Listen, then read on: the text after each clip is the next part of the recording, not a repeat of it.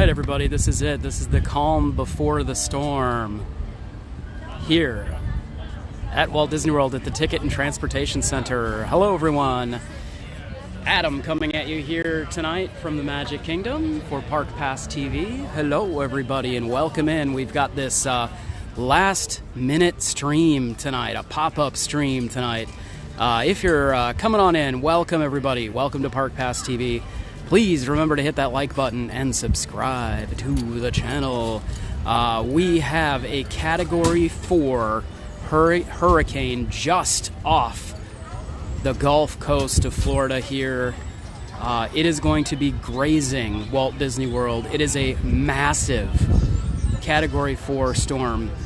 Hurricane Helene coming at us like crazy, guys. Hello and welcome on, everybody. We're going to be heading over to the Magic Kingdom here as soon as we can and seeing what's happening for storm prep. So we do have Category 4 hurricane that is expected to kind of graze the Gulf Coast as it goes up, and it's going to make landfall around the Big Bend area of Florida, which is, well, right where the state bends. What's really actually good about that is that there's not a lot of people who live there, but the bad news for the Orlando area is that we're in what's called the dirty part of the storm, the quadrant of the storm that has the most powerful abilities to spur off tornadic activity. So it is going to be a crazy day tomorrow here in Orlando. Disney has already said that Typhoon Lagoon Water Park is already closed tomorrow. They have already canceled Mickey's Not So Scary Halloween Party for the Magic Kingdom and said that the Magic Kingdom will close at 8 p.m. Now, if it does become a more powerful storm, I can see them making closures sooner than that. So, it's really kind of an anything could happen kind of deal.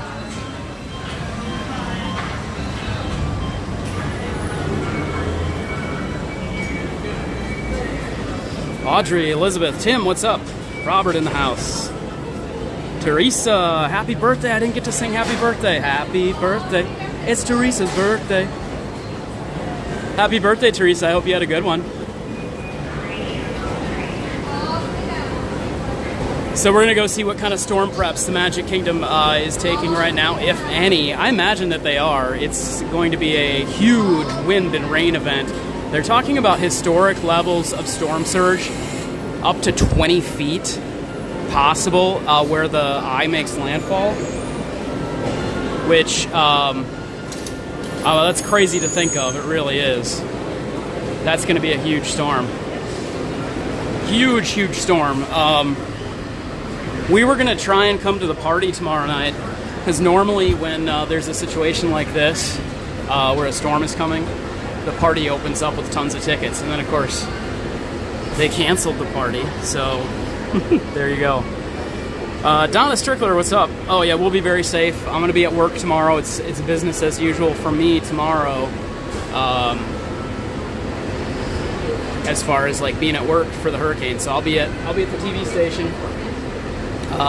So the worst part of the storm is expected to come by Orlando tomorrow as it makes its way to landfall, like Thursday night into Friday. We're always wondering why these storms always hit at night. It's so spooky that they always have to kind of they hit the last majority of storms have hit us at night, which is kind of spooky. Hey guys, I have a forecast coming up.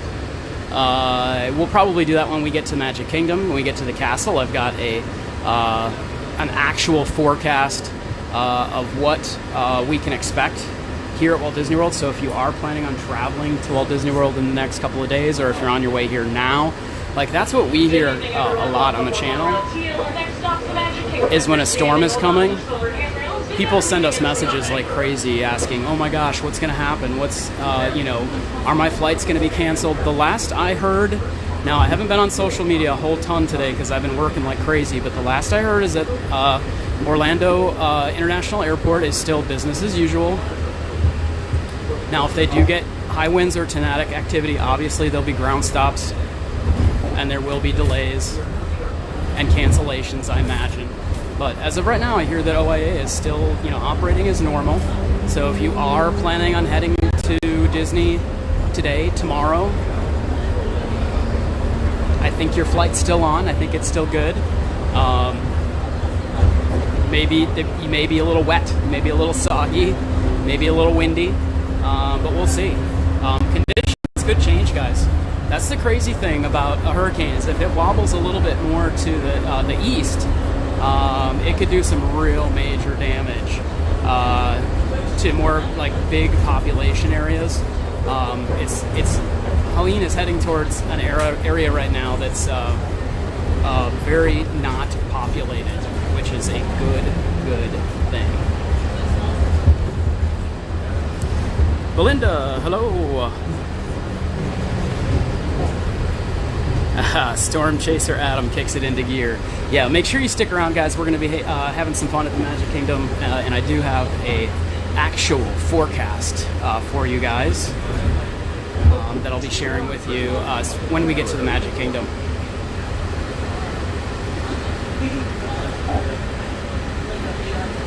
Yeah, that's right. Landfall is expected near Apalachicola as a Cat 4, guys.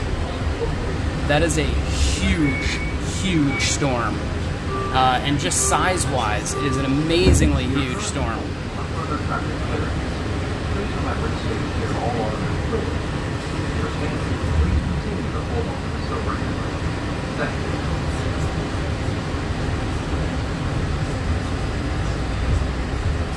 So, as far as like storm preps for Kristen and I here in Orlando, I'm much more of a storm prepper than Kristen is. And to be honest with you, my storm prep's are already done. They get done every year. I make sure I have the generator, is good with oil and gas. I make sure my car is filled up with gas. And that's more so because there's going to be a run on fuel. People will have to line and wait for fuel. We made a big grocery order for Walmart that was delivered yesterday. And we only do that because otherwise it's impossible to get stuff because everybody else has hoarded it. So we just get what we need. We don't go overboard at all. We get what we need. We get it a few days ahead of time. And luckily, because I'm in the news business, in the TV business, I usually have a couple of days heads up. So I told Kristen on Monday, I said, hey, let's do a grocery run, get just what we need, because later on in the week, shelves could be empty and we won't be able to get what we need. So we prepare ahead like that. We had to bring Harper's little playhouse in from outside, make sure there's nothing in the yard that can blow around. Other than that, that's about it. Now, if the eye wall was supposed to head right towards Orlando, we'd probably be freaking out just a little bit more than we are, but I was expecting this to be kind of a non-event storm, but then schools were canceled here in Orange County for tomorrow. I was pretty surprised about that, and that kind of led me to believe that this storm's going to be just a little bit bigger and a little bit more intense than I thought. So kids are home from school tomorrow. Like I said, Disney has so far only canceled Mickey's Halloween party for tomorrow night, and they have closed Typhoon Lagoon Water Park. Otherwise, as far as I know right now, everything else is open. And as you can see, skies are clear. I'm expecting we're going to get some rain bands coming through here while we're getting into the Magic Kingdom. We will see. The Magic Kingdom and Walt Disney World Resort is really well prepared for this kind of thing. They, ahead of time, they have ride-out crews that they have people who have said that they'll come and ride out the storm at resorts, and they'll make sure everything gets tied down and make sure guests are taken care of, and yeah. As they say, this is not their first rodeo. They've been through a lot of these, so yeah, I'll do them. Although I will say we haven't had a major hurricane that has glanced the Orlando Metro and the Walt Disney World Metro in quite a while. It's been about, I want to say 4 or 5 years since I remember covering a hurricane that was kind of headed this way. So what happens is people tend to forget, and they pretend that it can't happen here. But so that's why it's a good idea to stay prepared. And we're going to have fun and look around the Magic Kingdom today.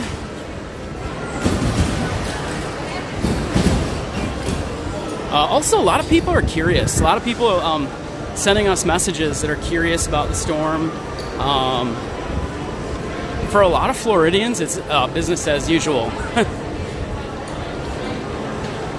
Really, the only people who really tend to get really anxious about storms are if you're new to Florida.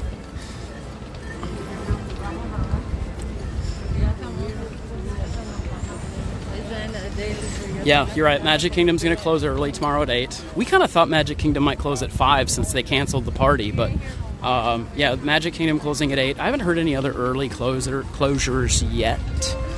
Doesn't mean it couldn't happen. I think it definitely could happen. But yeah, and that's what happens a lot of times, guys, is when there's a hurricane in the state of Florida.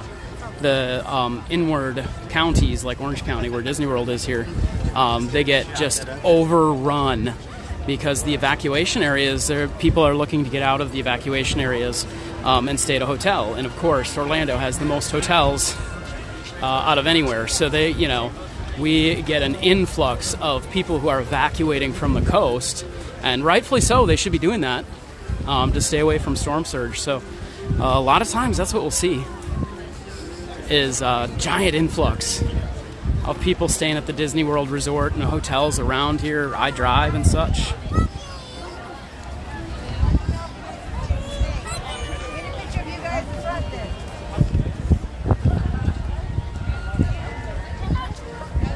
Hey Oliver, yeah, we will be safe for sure.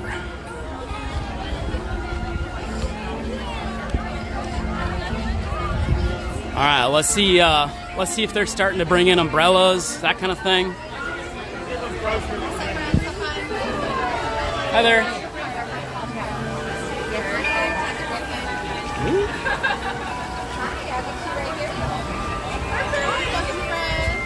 Thank you, appreciate it, thanks. All right. Remind me I have my annual pass in my pocket. I don't want to lose it. I forgot my Magic Band. I was in such a hurry to get over here from work. We were doing all kinds of preparations at work today. Getting our cruise ready. Our cruise will be heading out to Apalachicola. Our cruise from the TV station. We'll send our most veteran crews to cover the storm and actually storm chase the storm. Our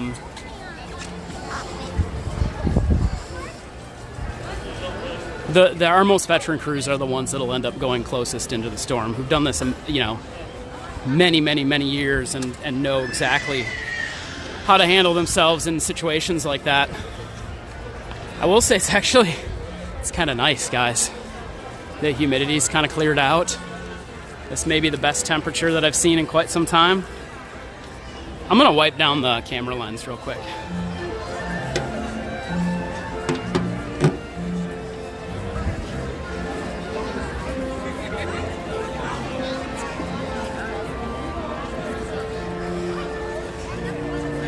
There we go, that's better.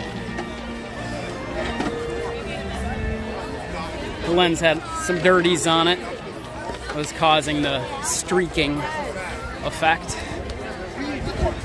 All right, what do we want to do tonight? Yeah, it should go like this. It's rolled.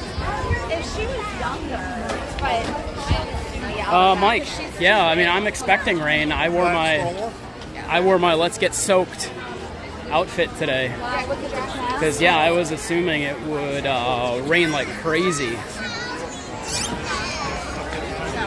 Oh yeah, amateur. Nothing but blue sky right now, though. It's definitely overcast, but blue skies right now for sure.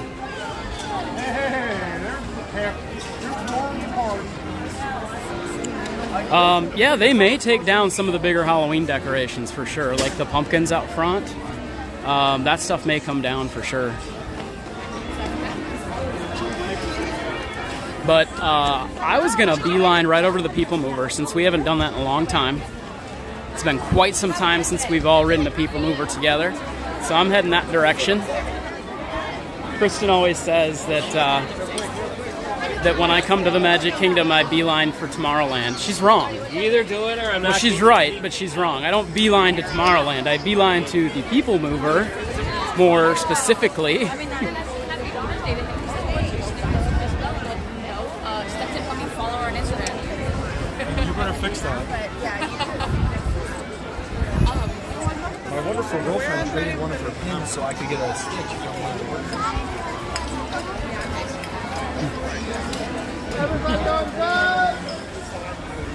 So there's all kinds of rumors abound about how Disney World prepares for hurricanes. Do you guys remember back when they said that that the turrets of the castle were removable, and if there was a hurricane coming, they could take the turrets down? Yeah, that's not true. They are made of fiberglass, but there's no way they're taking the turrets down for a hurricane. It's hurricane proof. I'm sure that if a Cat 5 went right over the top of it, there would definitely be some damage, but I don't think that it would be enough to cause any major issues. So I'm excited tonight because we have a forecast from one of my friends. So I have a friend who's a meteorologist and has been a meteorologist for 30 years, my good friend Rusty. And he was kind enough tonight to do a specific hurricane forecast just for us here at Park Pass TV. Specifically, once again, folks, if we're here for firework viewing, you're going to be heading all the way up the back way. specifically for Walt Disney World. And if you're coming to visit Walt Disney World, or if you're here, or if you're just curious about what's happening. So in just a few minutes here, I'm going to share that forecast with you all. And then go what? Okay, gotcha. I didn't realize that we were this close to fireworks time. It's going to close in about 5 minutes, so we can have anybody sitting here. I believe they're at 8. Are the fireworks at 8 tonight, guys?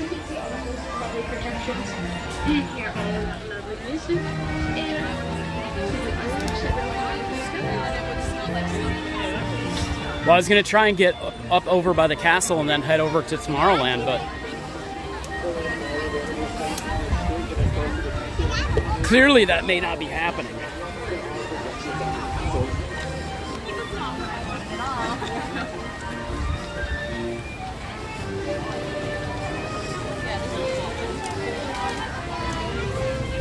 Pretty much business as usual here tonight, guys. In fact, I would say that it may be just a little bit more busy here tonight just because people know that they may not get the opportunity to come here tomorrow. The storm's going to move by quick, and that's what a lot of people think, like, oh my gosh, how many days is the hurricane going to be here? This is a really fast-moving storm. So by Friday, it'll be on and out over, the last I saw was like Georgia, Tennessee area, I think. Feel free to take it. It is getting quite full for those fireworks at 8:30 tonight. Man, I got sidetracked. And pushed all the way over here to Liberty Square. I'm watching the fireworks from behind the castle tonight, guys. That's my goal.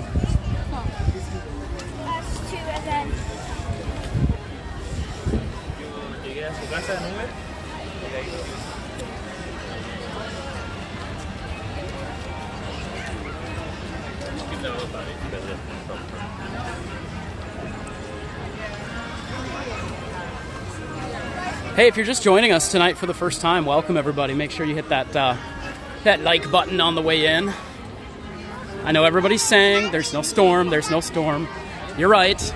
We're just here looking at storm preps. The calm, I call this the calm before the storm. Okay, so guys, I have this amazing forecast from my friend Rusty over at Central Florida Weather Live. And he made this just for us here at Park Pass TV, specifically. So please enjoy this bit of information from a 30-year meteorologist.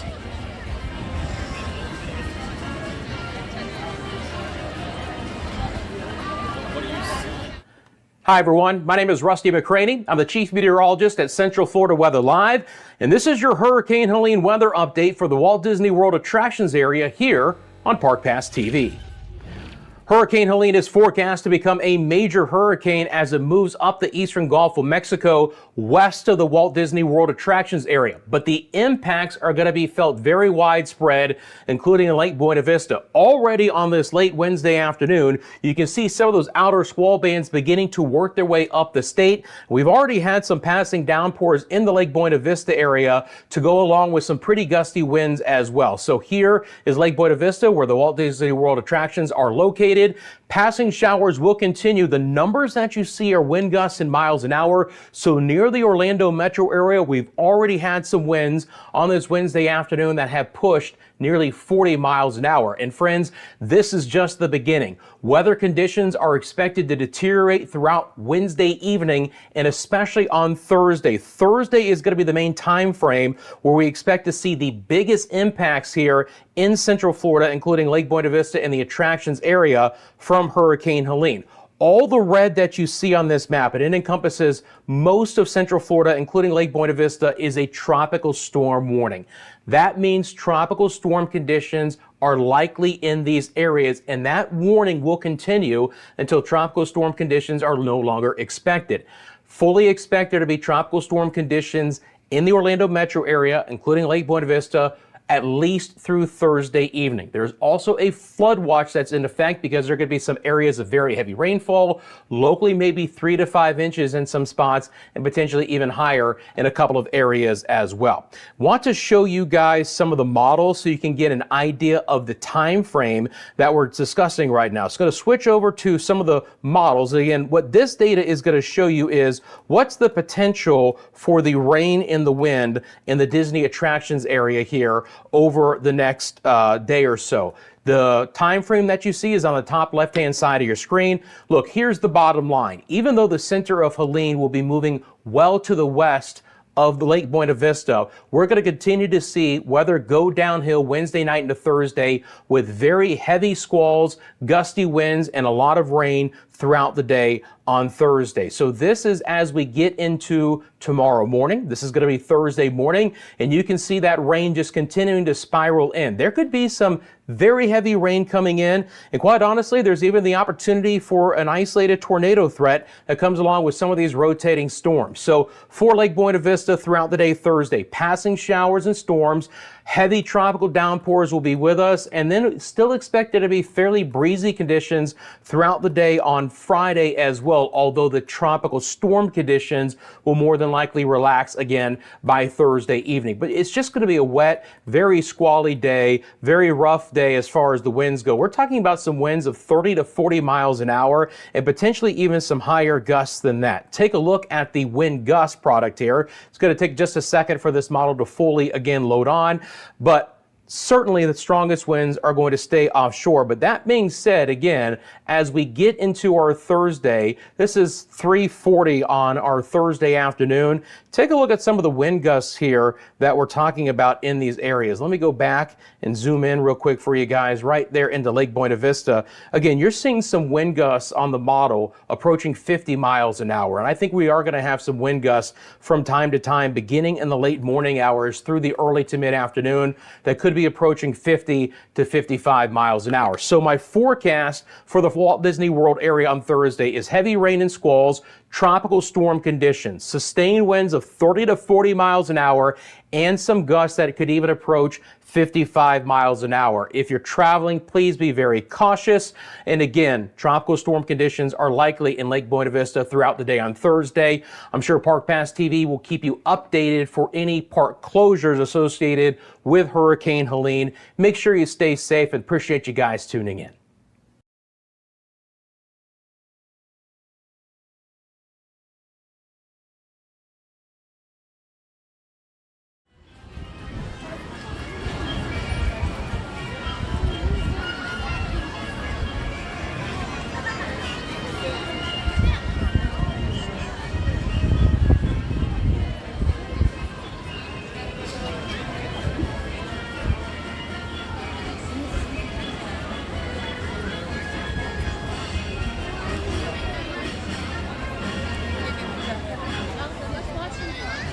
A huge thank you to Rusty over at Central Florida Weather Live.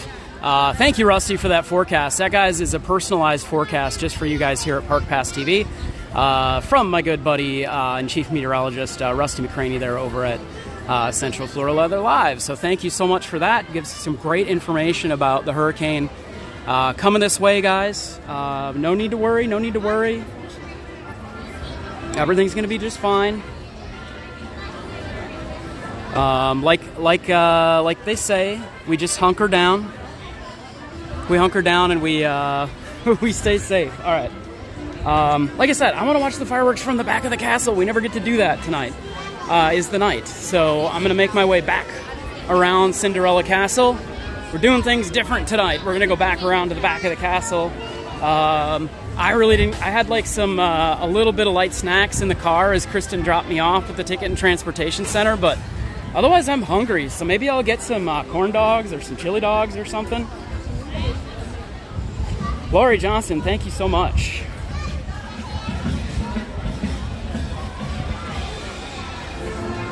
Do you guys hear that I posted it on our Facebook page, but did you guys hear that Disney did file a permit to go ahead with Cars Land construction over at the Rivers of America area? And the permit is being held up because of, and dude, I totally called this, you guys. It's being held up because of wetland management, wildlife, and like stormwater management. So, I mean, imagine seriously, you guys know the problems that Magic Kingdom has right now with stormwater management. When it rains, these streets become a waterway and they flood like crazy. Now imagine if this giant retention system, which is the Rivers of America, is all of a sudden not there. Like the whole Magic Kingdom might be underwater. So I get it. I know why the Florida Fish and Wildlife kind of put a kibosh on that. We'll see. It doesn't mean that it's not going to happen, but like I said, that is a big deal. And that one of the conditions was that Disney was going to have to build a stormwater management system. That could be that kind of civil engineering could cost more than the Cars Land project. Like just to civil engineer stormwater management for a watershed that's like that's that big. So I don't know. We'll see what happens there. I just think it's funny because I totally called it.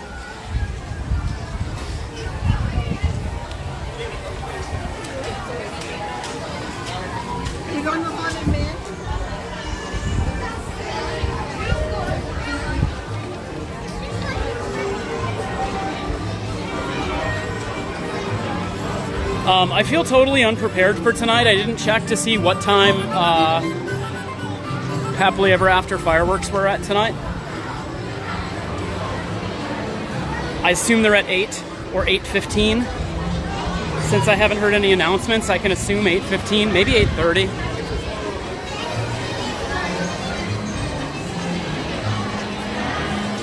So we got 50 minutes for Peter Pan. Oops, sorry. That looks about right.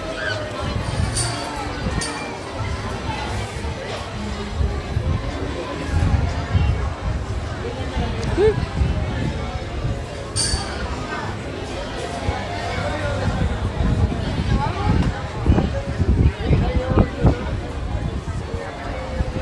Yeah, Liz, well, I don't know if the Liberty Bell is staying. All I know is their permit is kind of held up right now. They'll have to make some changes and some adjustments.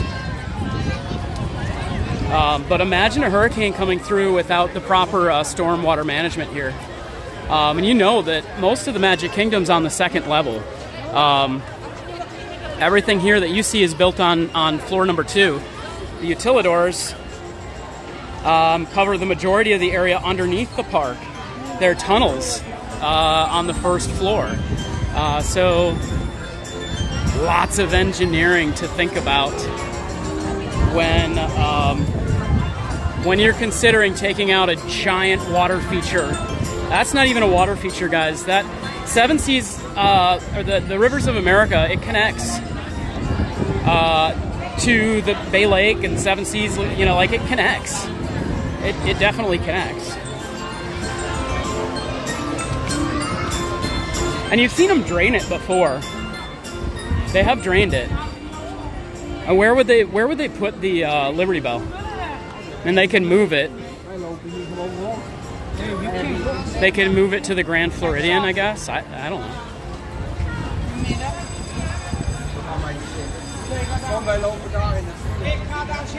Yeah, the wind is picking up definitely a little bit. Now, what's really unique about a tropical storm or hurricane is that it'll look like this 1 minute, and conditions will deteriorate rapidly in minutes. So it could go from this to a torrential downpour and straight line winds in about 5 minutes.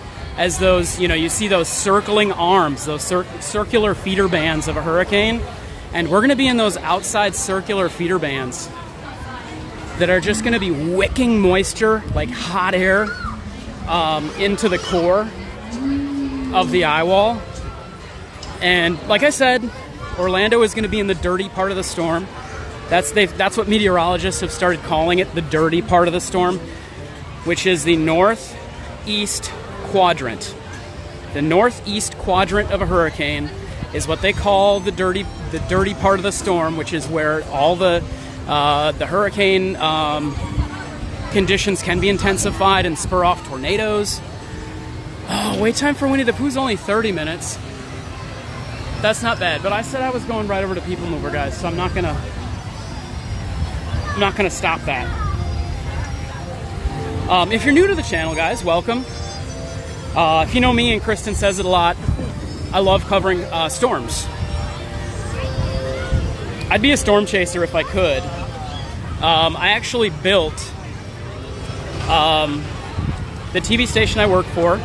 I built their storm chaser. It's on a Ford Excursion chassis. It has cameras all the way around it. Has the ability to go live from the storm while moving. So that vehicle will be deployed for the TV station I work for this storm, no doubt. A few years ago, and this is something I was gonna make a video about, and I do have a video about it that I should release. I made an actual deployable hurricane reconnaissance device. We called it Dorothy 2 because it looked just exactly like Dorothy from Twister.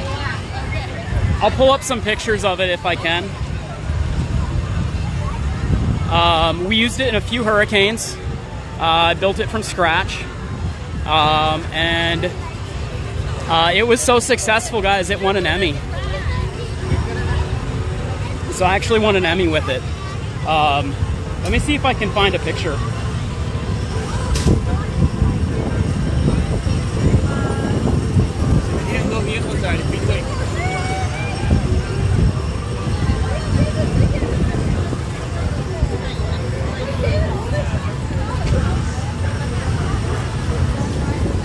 Aha, yes, there she is. There's my Dorothy.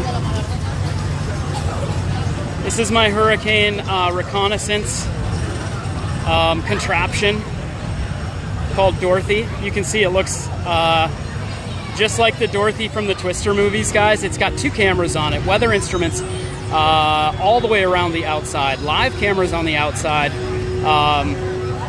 a live camera on the inside that showed weather, like live weather instrumentation, an anemometer and weather instrument gear on the side there. So I designed this thing to just kind of leave it. So a lot of the times, well, most of the times, guys, major storms like hurricanes are way too dangerous to be out there and just leave your crews out there. So we always had this period of hunker down when the eye wall passed over, and we were never able to get video of the conditions of what actually happened because it's just not safe. So I said, I want to design something you can leave out there. So as you can see, this was on Satellite Beach on the coast of Florida, on the Atlantic coast of Florida. I'm trying to remember what hurricane this was. I'll look it up. But as you can see, I've got it strapped to the pylons of the pier. And yeah, this thing was awesome, guys. I made a full video about it because I made a submission for the Emmy Association, and I'll make that public actually maybe tomorrow. I have it, and I used it as my Emmy submission. I'll probably, if you remind me, I'll make it public tomorrow. But that's Dorothy, and I have a video that explains the whole ins and outs of her. It was pretty awesome, and a huge thank you to my boss at the time, Dave, who encouraged me to build it. We had a lot of fun with that. Tons of fun with that. And it was a great tool. It was a great tool to keep crews safe and not be out there in the hurricane.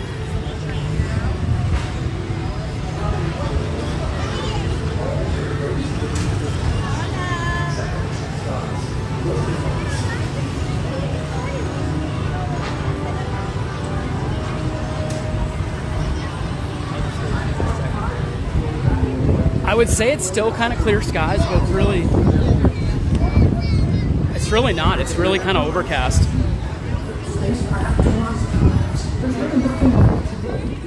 So as we were driving in, Kristen was driving. We passed Tron, and you know what I was thinking, guys? The Tron canopy has not gone through a storm yet.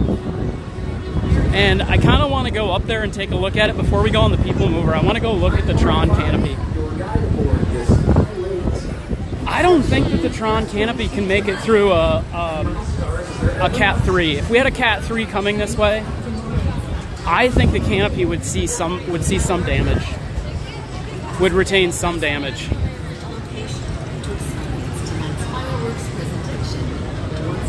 Miss Amanda, yeah, if Kristen can remind me, I have that video all ready to go because I used it as an Emmy submission.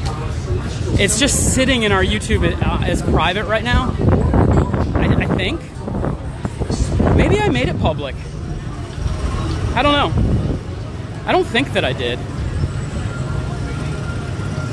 So I want to go over by Tron. I want to look around. I want to see what it, if it looks like a hurricane could possibly do some damage over here, and what they could do to mitigate that. You know that when they built it, they had that in mind.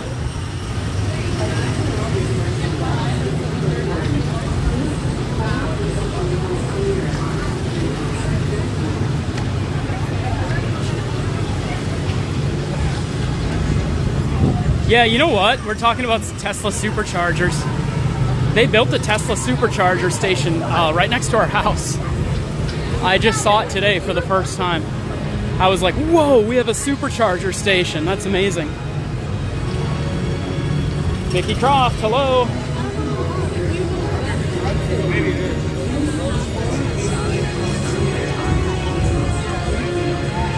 Yeah, Tesla Supercharger USA, welcome to the stream. Almost got a Tesla, it was close. We were looking for a car, I almost got to use Tesla, but went another direction.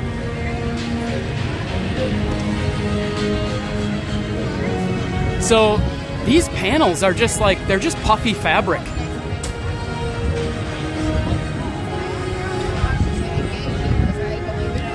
I don't know how that's going to weather a storm. It'll be really interesting to see. Like I said, I'm positive that they thought about that ahead of time.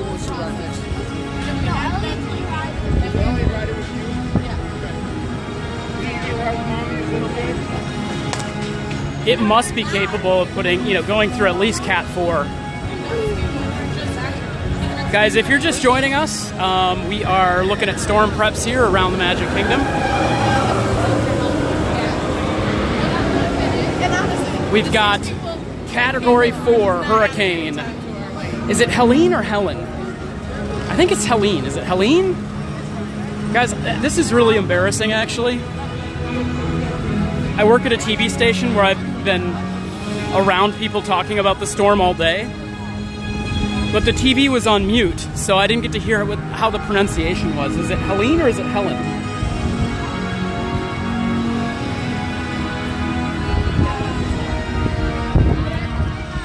Either way, we've got Category 4 storm just off the coast of Florida. It's going to graze the Gulf Coast of Florida, but this storm is so huge. It is 300 miles across at this time, and it's in the warm waters of the Gulf, and it's just getting warmer and warmer as that hurricane gets into the shallow water, and it's just sucking up that moisture, increasing that potential of it increasing the size.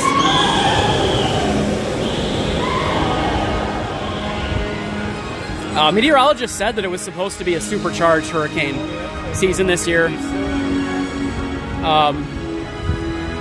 We haven't seen that as of yet. But I will say that most hurricanes and hurricane activity really intensifies in late September. So this is the time for that.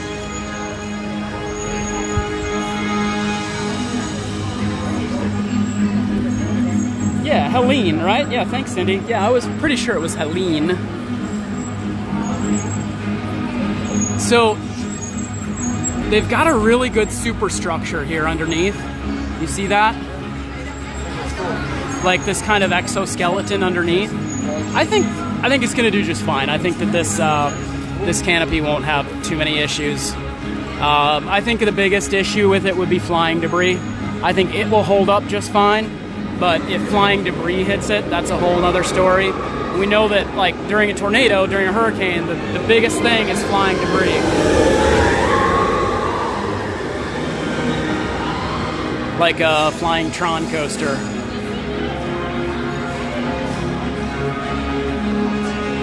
So,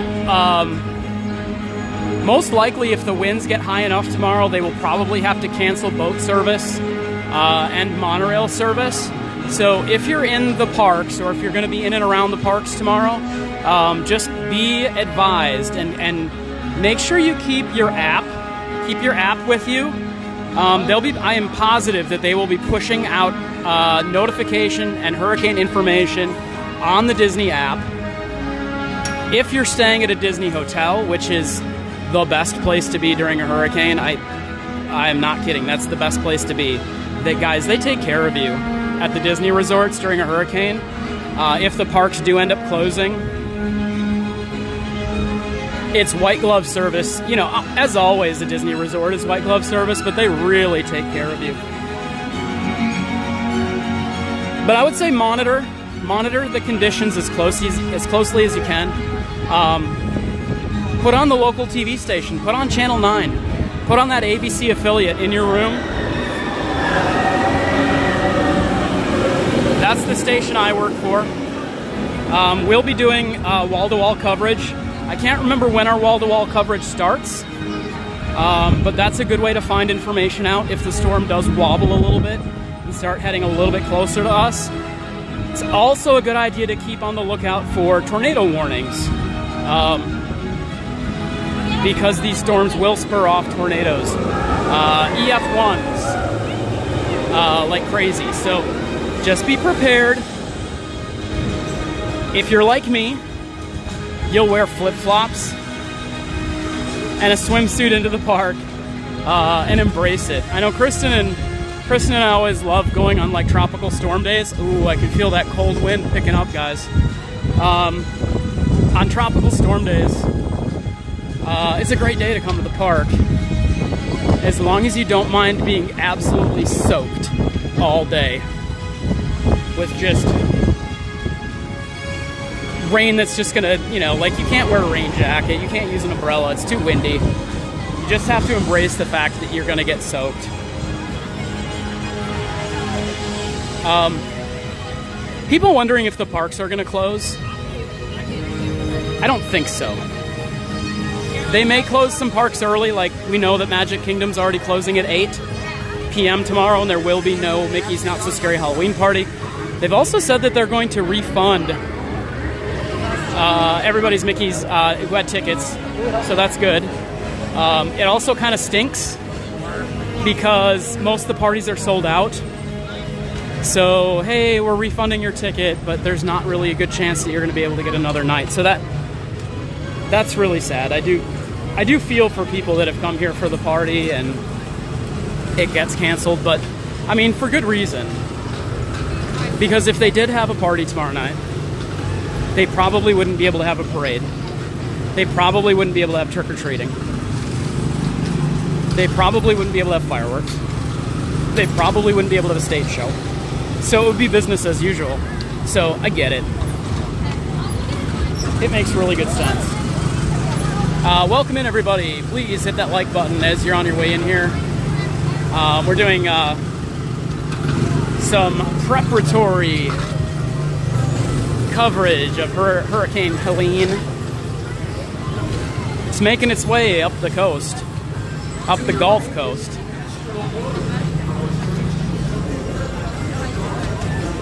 Caleb says it looks kind of dreary. You can see the castle though, like real clear. It's funny because you'll get a real overcast clouds, and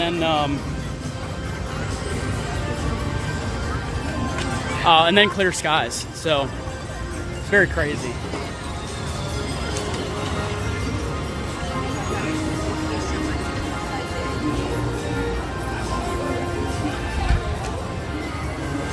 All right, so like I said, guys, I'm watching fireworks from the back of the castle. Let's see, do I have time? Do I have time to do the people mover and then make it to the fireworks? Do I have time? I'm trying to tell.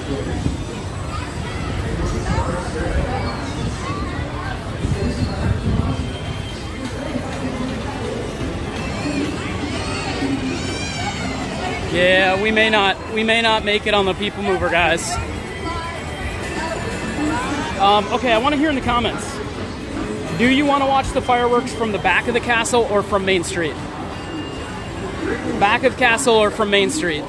And I'll let our mods tally it up. We got 5 minutes to decide. Back of castle or Main Street? And then we'll come back to people mover, I promise. Colleen, I am your man on the street. You know it. If I didn't have to work tomorrow, oh, I would be storm chasing for sure. I was born a storm chaser, guys. I moved to the Orlando area to be a storm chaser. I've been in TV for going on 30 years, and what brought me out to the Orlando area was two things: Disney and storm coverage of hurricanes. So I've been through many. My background is I started as a photojournalist and as a news photographer, and then I became a news engineer. So I drove satellite trucks. Many a time have I been in a satellite truck on the beach as storms are rolling in and chasing them down. Main Street, back of castle, back of castle, back is winning. Okay, guys, looks like back of castle it is. So I'm gonna turn around and go to the back of the castle. You ask for it, you get it. That's how it works.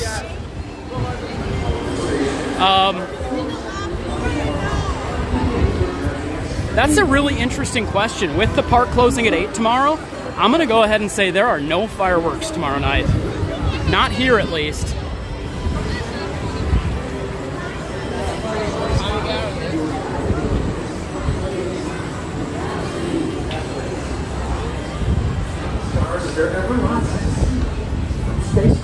Yeah, with the Magic Kingdom closing that early, definitely there will be no fireworks. They're gonna want to get everybody out safe. They may even advance that closure time. If we start seeing tons of high winds, they already canceled school, guys. The schools here in Orange County, which is the county, Orange and Osceola, where Walt Disney World is, they have already canceled school for tomorrow. The only closure so far here at Disney is Typhoon Lagoon, the water park, is closed tomorrow. And Mickey's Not So Scary, which are, I will say, two things that make a lot of sense. I still would imagine that the monorails and boats will probably close rather early. So if you're here and you're planning for transportation tomorrow, in the later afternoon towards evening, I would try to plan on being closer towards your resort, hotel, or able to take a bus or a minivan service. But if it's real bad, you may not be able to find a lot of Ubers or minivans. Also, maybe make sure you get some food and bring it back to the hotel room. I mean, if you're not at a Disney resort where they're going to have a cafeteria open for you, maybe make sure you have something ahead of time, some snacks or some sandwiches at the hotel, because if it gets really, really bad, local businesses will close, McDonald's will close, the pizza place will close. They don't want their drivers out in that. So you'll see that it's going to be harder to find food tomorrow night. So stock up, don't go crazy. You don't need food for 5 days. One meal, just one meal. The storm will be over Friday, it'll be past, and everything will be business as usual.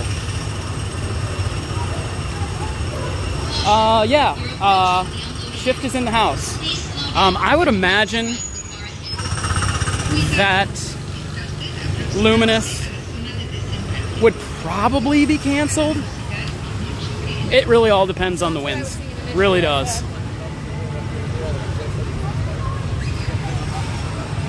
If the wind speeds end up being kind of what they're predicting, then I would say yes.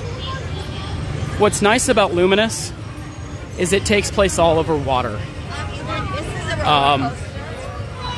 And so if a fireworks shell gets blown off course, you know, mostly it'll just go into the water, and they don't do perimeter fireworks if it's real rainy or if there's lightning. All right, so back of the castle 1, guys. We're gonna find a good spot here. Keep in mind that the castle will be on this side. The fireworks will all be behind us. So it's kind of a unique situation. But we don't do this very much.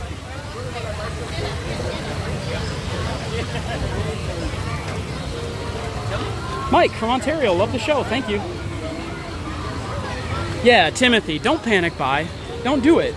It just affects everybody else. And that's what Krista and I get most upset about here, is people will panic buy. And that's the only reason why we buy our food early, is because people will panic buy way more than they need. And then there's nothing left for us to go get like meat or whatever for just one dinner, because people will panic buy.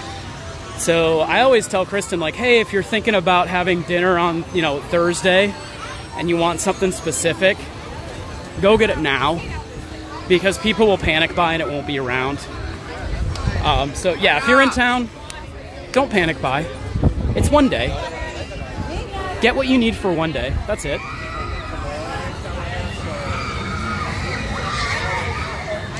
There's some other kind of hurricane things that they tell you if it's a big storm and you live here. Things like fill your gas tank up ahead of time. Things like make sure you take some cash out, because if there's no power for an extended period of time, it's cash only. Point of sale machines, you know, won't have power, and you can't go to an ATM. So they tell you to make sure you take some cash out, not a lot, just enough so if you need to buy some stuff, you can pay cash. Make sure you have fuel for your generator. The biggest thing, the governor of Florida was on TV almost all day today doing press conferences about disaster preparedness. And I would say that the biggest thing that they push about hurricane safety, the absolute most important thing, is do not run your generator inside. That's like the point that they run home like crazy. Every year, every hurricane season, more people perish because of generators than because of hurricanes. It happens. So people think that it's okay to run their generator inside their garage or inside their house. No. I watched a YouTube video once of a guy who was trying to instruct people how to set up their generator to run their heater in the roof of their building. And I flagged it and I said, you are going to kill people. and I said, YouTube, you need to take this video down right now. So that's really the biggest thing, is they try to make sure that people know how to be safe, because a lot of people, you know, if you're new to Florida, you're not used to this, and you think, oh, I'm going to run my generator in the garage during the storm when the power goes out. No. Generators are for outside only after the storm has passed. And a lot of people, they don't understand that. Hey, Haley, what's going on? You live in Mississippi, watching the live stream from Mississippi. Welcome. We're glad you're here. Yeah, Timothy, it's kind of like that, where people will stockpile. We'll go to I bet you if you went to our local Publix right now, toilet paper and water would be completely off the shelves. I don't know why people go for the toilet paper and the water. It's kind of funny to me, because honestly, like, we have a bathtub, and if you do think that it's going to be a problem where you need that much water, you can fill your bathtub, because now a lot of pump stations rely on power. So if you don't have power, yes, your water may not work. So, you know, it's good to have a little bit of water around. But buying 35, cases of water for your family is a complete non-necessity. Complete non-necessity.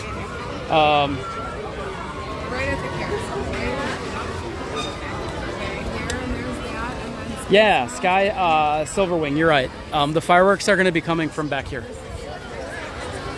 So when you watch the fireworks from behind the castle, they'll be coming from back here, because the fireworks actually are launched. Okay, here we got the 10-minute warning, I think. Good evening, dreamers of all ages. In just 10 minutes, the Magic Kingdom invites you to enjoy our nighttime spectacular Happily Ever After, presented by Pandora Jewelry. Our journey begins in just 10 minutes. Thank you.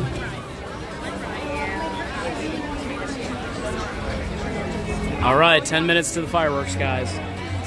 And then I promise we're going to make our way over to People Mover.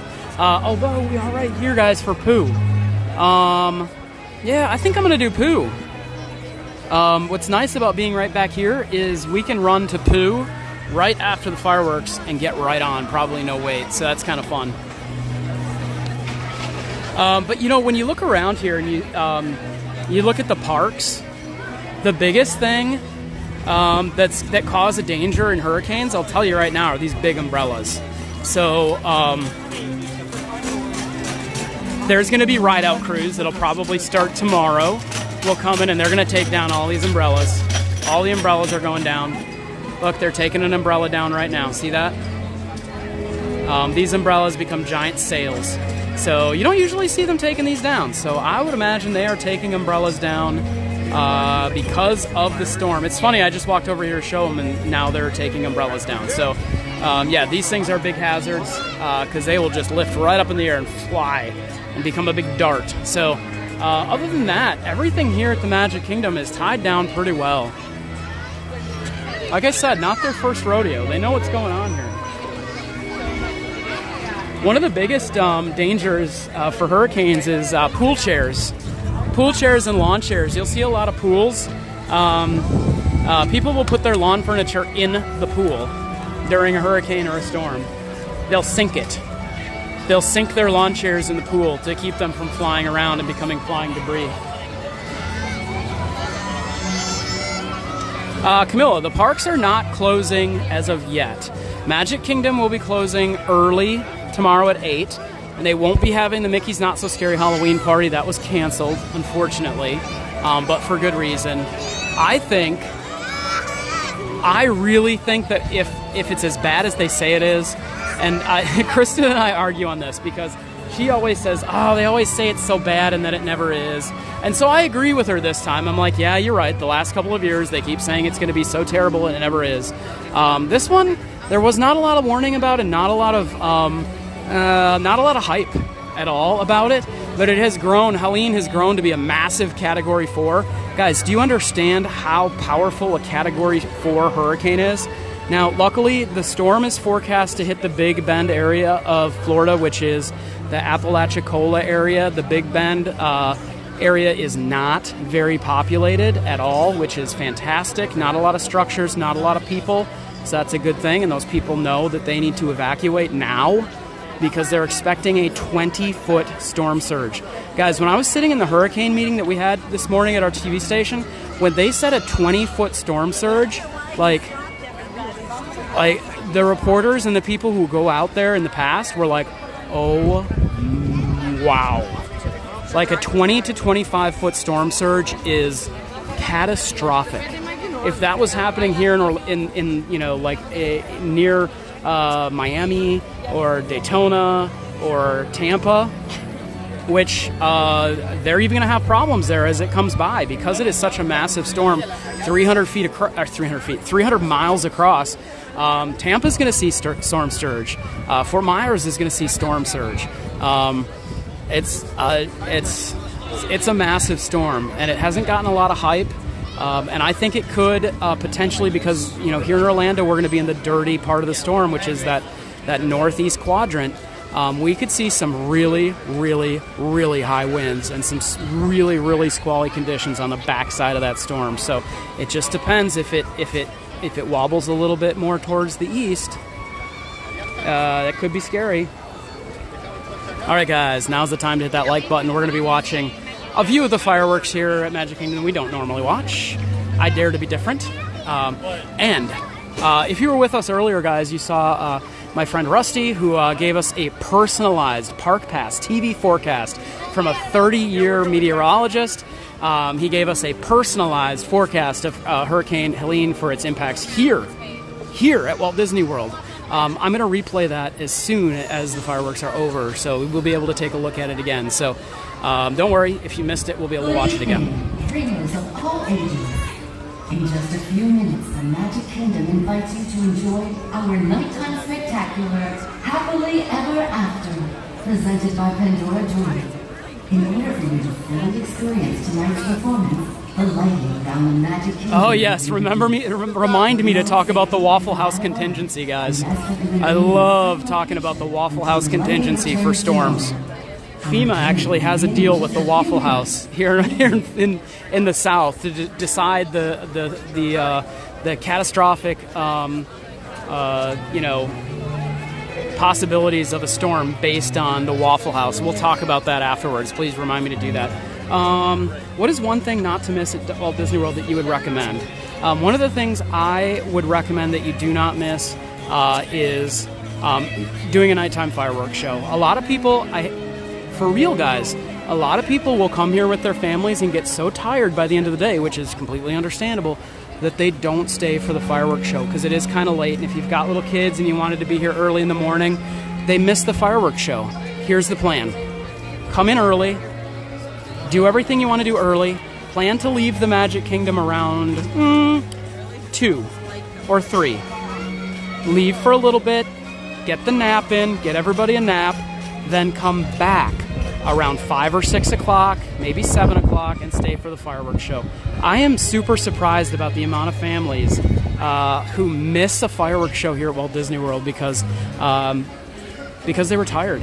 So that's my biggest recommendation. I mean, this show and the show at Epcot, they are the most magical parts of Walt Disney World, and you don't want to miss it, guys. All right, don't forget, we're going to be watching Happily Ever After here in about 4 minutes. And then we're going to be wandering around. We're going to go do People Mover. We're going to do Pooh. We're most likely going to, I'm definitely going to play our forecast from Rusty over at Central Florida Weather Live. We're going to make sure we watch that.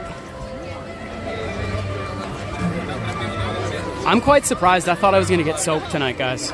That's not hope. We had some squally storms come in while I was at the station today that were most definitely tropical in nature. Yes, Sky Silverwing, the Waffle House Index is a real thing, and I have experienced the Waffle House Index during a hurricane. It is a funny situation, but true. Very true. The Waffle House has it down, guys. You know, the funny thing is, Harper's never been to the Waffle House, and the other day she said, I want to go Waffle House. So I don't know if she was watching an ad or a commercial or something, but...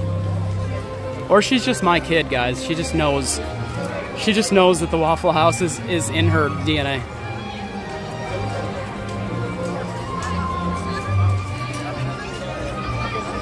So this is a different view, guys. Be prepared for a different view of the fireworks tonight. The castle is, you know, that way, and the fireworks will be this way. So it's a totally different kind of unique view. I may walk around, I may wander during this fireworks show, because the view over by Gaston's Tavern is actually really cool too. So I'm gonna wander a little bit during the show. Don't let it freak you out.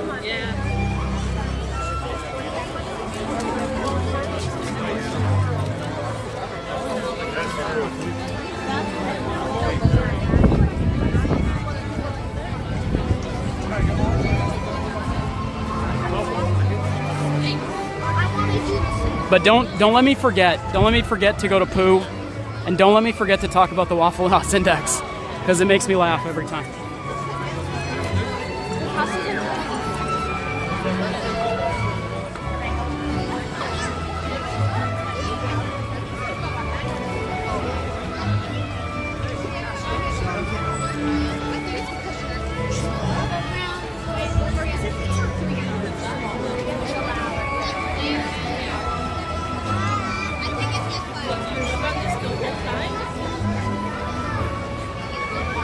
Oh, Michelle Kidwell, what's up? Slightly sprinkling here at Hollywood Studios.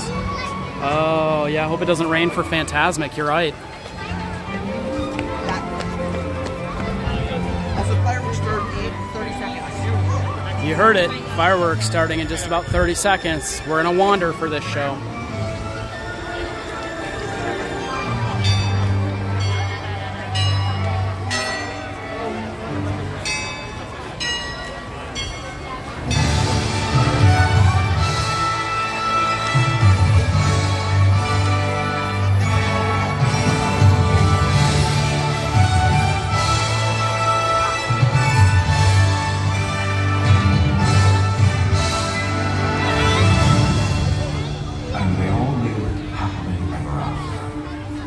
Each of us has a dream, a heart's desire.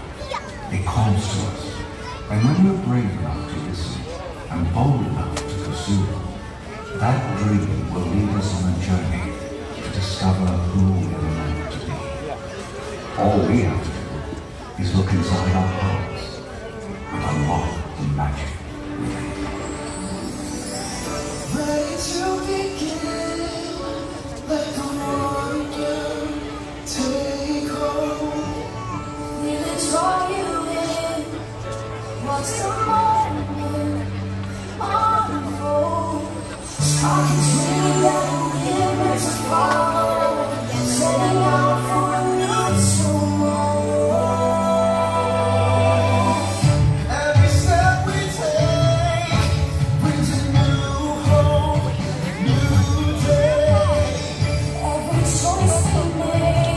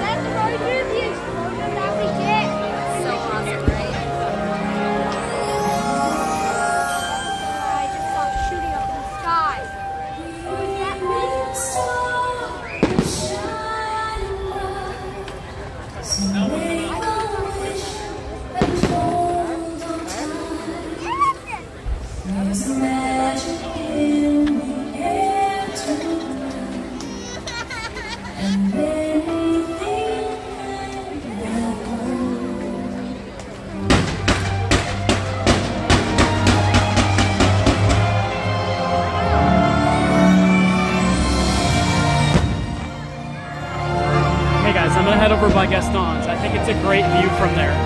So we're going to walk around a little bit.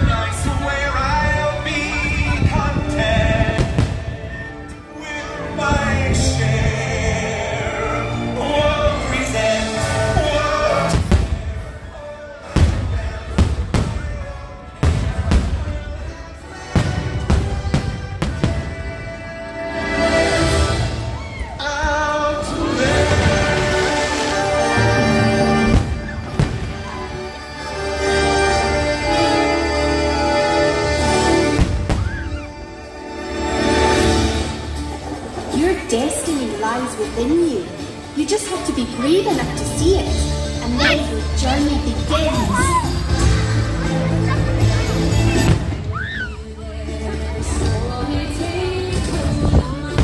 Isn't that kind of cool? That's a different castle view.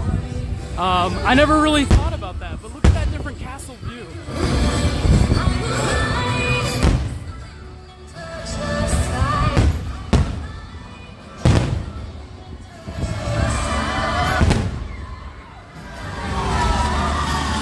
Got the Seven Dwarfs Mine Train rolling by as the fireworks are going off.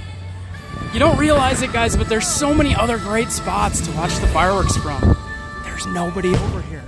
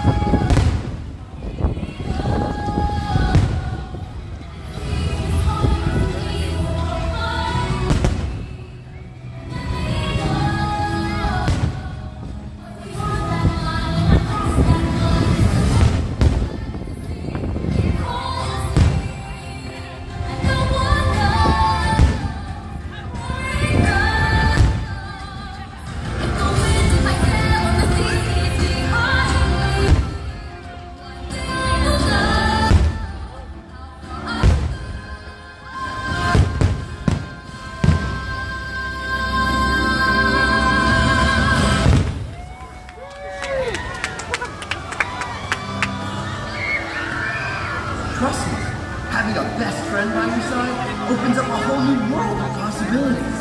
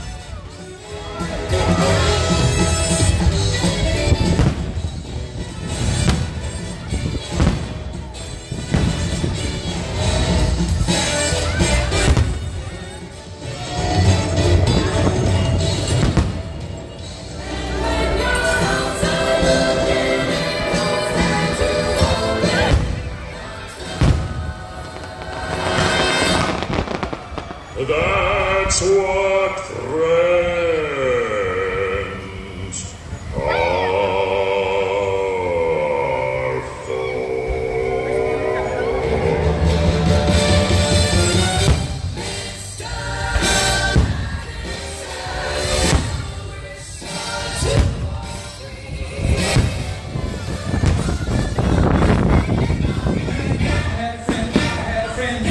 Never had a friend, never had a friend, never had a.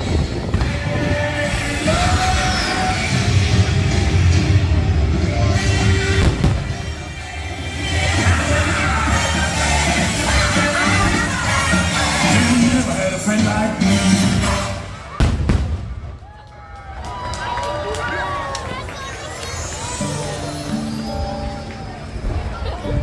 Some people are worth nothing for.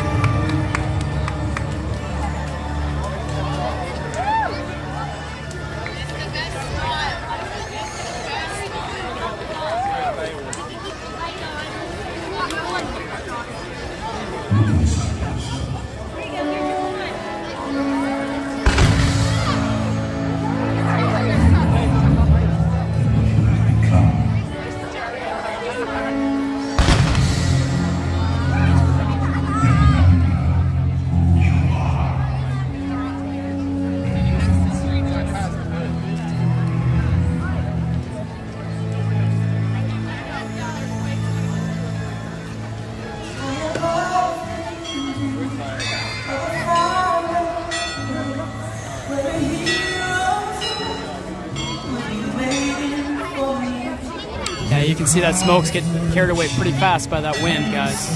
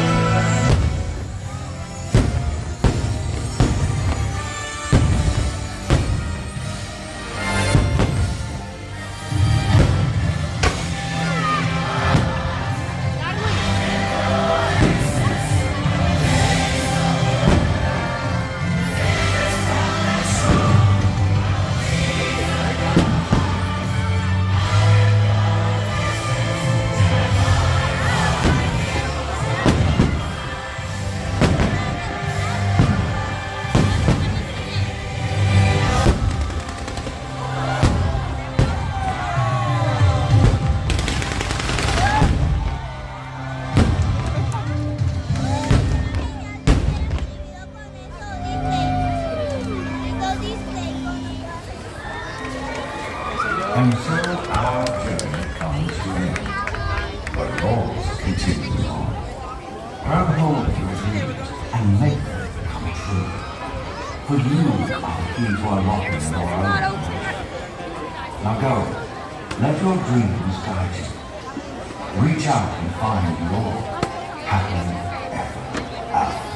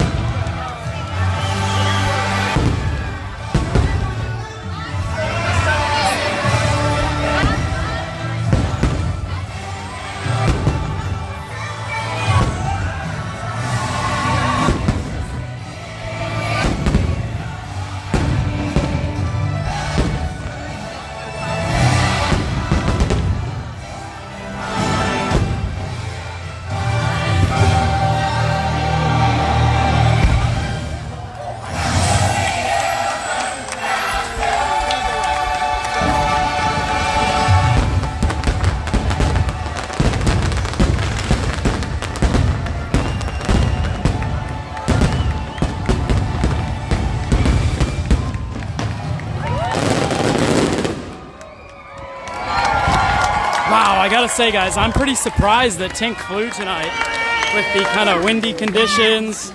But Tink was there. She was flying. All right, I'm making a beeline over to Pooh, guys.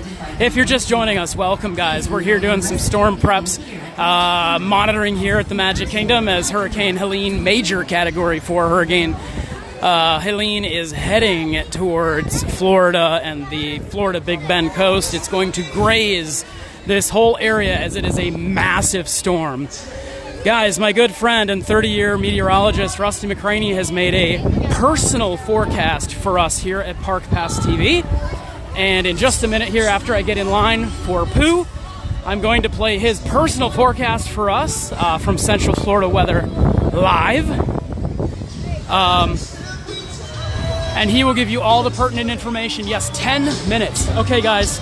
I'm going to hand it over to my good friend Rusty from Central Florida Weather Live for the latest hurricane tracking update on Category 4 Hurricane Helene, and then we'll be riding Pooh.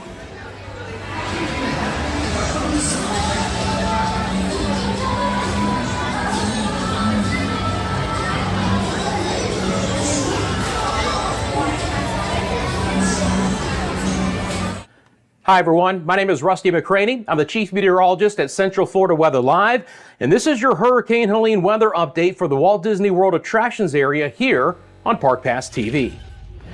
Hurricane Helene is forecast to become a major hurricane as it moves up the eastern Gulf of Mexico west of the Walt Disney World attractions area. But the impacts are going to be felt very widespread, including in Lake Buena Vista. Already on this late Wednesday afternoon, you can see some of those outer squall bands beginning to work their way up the state. We've already had some passing downpours in the Lake Buena Vista area to go along with some pretty gusty winds as well. So here is Lake Buena Vista, where the Walt Disney World attractions are located.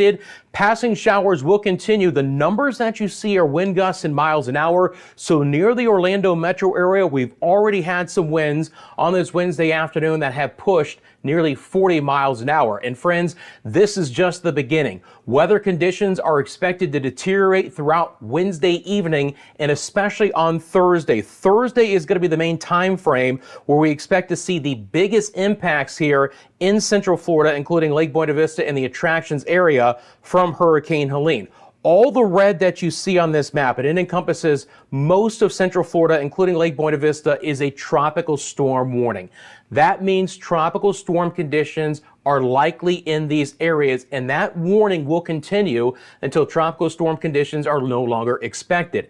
Fully expect there to be tropical storm conditions in the Orlando metro area, including Lake Buena Vista, at least through Thursday evening. There's also a flood watch that's in effect because there are going to be some areas of very heavy rainfall, locally maybe 3 to 5 inches in some spots, and potentially even higher in a couple of areas as well. Want to show you guys some of the models so you can get an idea of the time frame that we're discussing right now. So I'm going to switch over to some of the models. Again, what this data is going to show you is what's the potential for the rain and the wind in the Disney attractions area here over the next day or so. The time frame that you see is on the top left-hand side of your screen. Look, here's the bottom line. Even though the center of Helene will be moving well to the west of the Lake Buena Vista, we're going to continue to see weather go downhill Wednesday night into Thursday with very heavy squalls, gusty winds, and a lot of rain throughout the day on Thursday. So this is as we get into tomorrow morning. This is going to be Thursday morning,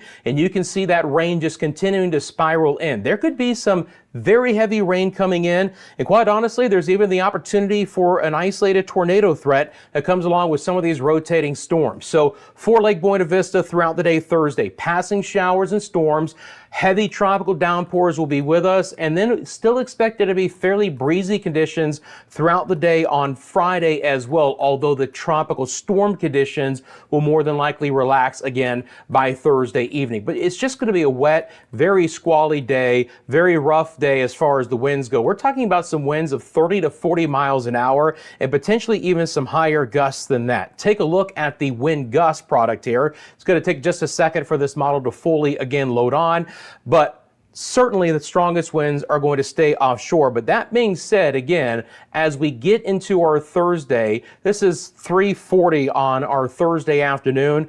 Take a look at some of the wind gusts here that we're talking about in these areas. Let me go back and zoom in real quick for you guys right there into Lake Buena Vista. Again, you're seeing some wind gusts on the model approaching 50 miles an hour. And I think we are going to have some wind gusts from time to time beginning in the late morning hours through the early to mid-afternoon that could be approaching 50 to 55 miles an hour. So my forecast for the Walt Disney World area on Thursday is heavy rain and squalls, tropical storm conditions, sustained winds of 30 to 40 miles an hour, and some gusts that could even approach 55 miles an hour. If you're traveling, please be very cautious. And again, tropical storm conditions are likely in Lake Buena Vista throughout the day on Thursday. I'm sure Park Pass TV will keep you updated for any park closures associated with Hurricane Helene. Make sure you stay safe and appreciate you guys tuning in.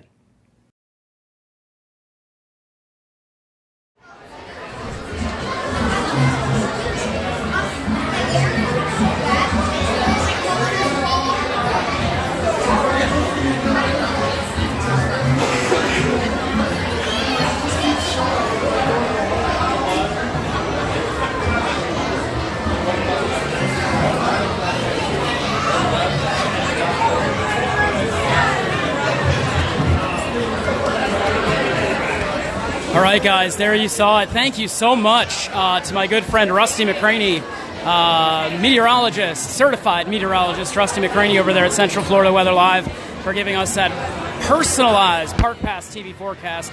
So if you are here at the Walt Disney World Resort or in the tourist corridor here in Central Florida, giving you a personalized update for what to expect. You saw that, guys. Up to 55-mile-an-hour wind gusts tomorrow. That is absolutely no joke. If you want to follow a little bit more from the storm and from Rusty, you can go check him out. He has a YouTube channel, Central Florida Weather Live. So thank you to Rusty. Maybe if he's not busy, he can make one for us tomorrow as the storm is coming through. So we'll see about that. But anyways, that was great because we got a little bit of time to just sit here and wait for Pooh. And we only have a couple of minutes, so we're going to be going into Pooh.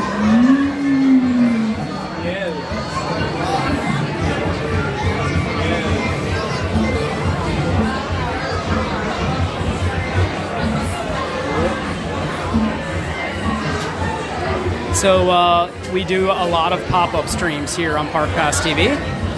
Kristen and I kind of decide at the last minute to go live. So if you have not subscribed and become a Park Pass TV pass holder, it's free, it's fun. And all you have to do is hit that subscribe button, guys. And you can see I'm just going to put that live subscriber counter on the bottom of the screen. Look at that. I cannot believe that we are so close to 27,000 subscribers. So please, if you're watching us, hit that button. Feel free to hit that button on the bottom of the screen to watch that live subscriber count go up. Love to have you be part of our Park Pass TV family here. If we can go live tomorrow, we will try. Like I said, my full-time job has me working in the TV business, covering storms like this. And Kristen, of course, works from home, and she's going to be taking care of everything there, as she always does so greatly. So yeah, we'll try, and that's why it's important. Hit that subscribe button and turn those notification bells on, guys, because sometimes we go live at the last minute when we can. You know how life is. It's hectic. If we can go live, we will. We're expecting, like I said, a recap here is that the Magic Kingdom will be closing at 8. There will be no Mickey's Not So Scary Halloween party. That's all I know right now, besides that Typhoon Lagoon will be closed as well. If you guys have heard anything else, let me know. I've been live streaming now for a couple hours, so I may have missed out on some possible updates. So if that's the case, let me know.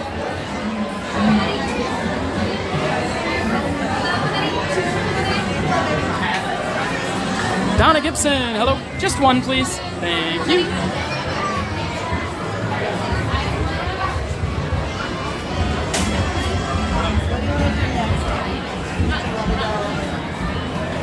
I can't remember if during the Halloween party, if Kristen got to go on Pooh and say hooray. I think she did.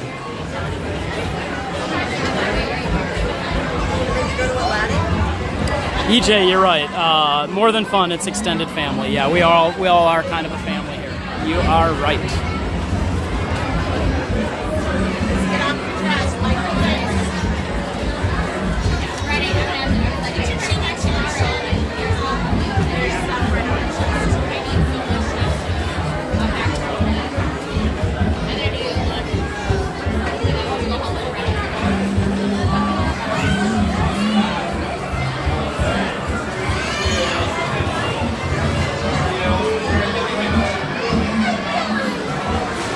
I'd love to hear in the chat, guys, who has been here at the Walt Disney World Resort during a hurricane or a major storm, and who's here now? And also, I'd love to see in the chat while we're waiting here any questions about hurricanes. Oh, guys, nobody reminded me to talk about the Waffle House Index. So if you're not from the South, you don't know what the Waffle House is.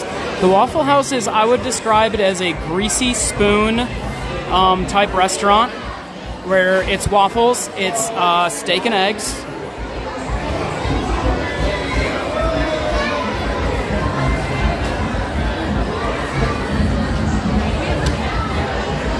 Sorry, my phone kind of wigged out there for a second. It's waffles, it's steak and eggs, that kind of thing. It's a breakfast place, but it's open 24 hours, and they have them on like practically every street corner here in Florida and in Georgia. And so what the FEMA, the National Disaster Agency, has done is they have made a Waffle House Index.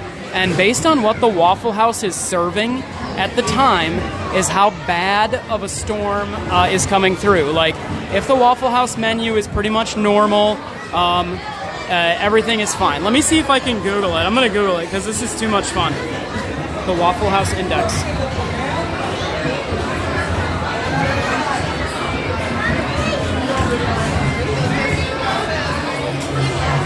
See, I thought there was going to be an image that I could read. Let's see if I can find an image here. Yeah, here we go. Okay. So there's 3 levels to the Waffle House Index for Hurricanes. Green means they're selling the full menu. The restaurant sustained little or no damage and has full power. Yellow means a limited menu. The restaurant is running out of food or has limited power. And then red means the Waffle House is closed completely. And what FEMA will do is they will actually call Waffle Houses and find out what menu they're serving. I have been to a Waffle House when they are serving very limited menu. What's funny is the limited menu you would think is waffles, but it's not. It's cheeseburgers. I went in, it was Satellite Beach during a hurricane. The only thing open for miles and miles and miles was the Waffle House. And all you could get was a cheeseburger. I think it's things that they can put on the grill, and they're trying to empty out their freezer, so they're only making meat. So the guy said, "What do you want, a cheeseburger, a cheeseburger, or a cheeseburger?" And I said, "Well, I guess I'll take a cheeseburger then." So it's real. The Waffle House Index is a real thing.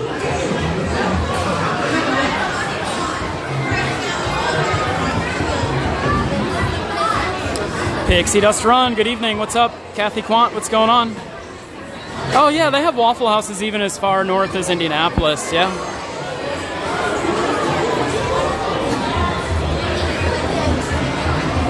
My Family Fun Spot, hello.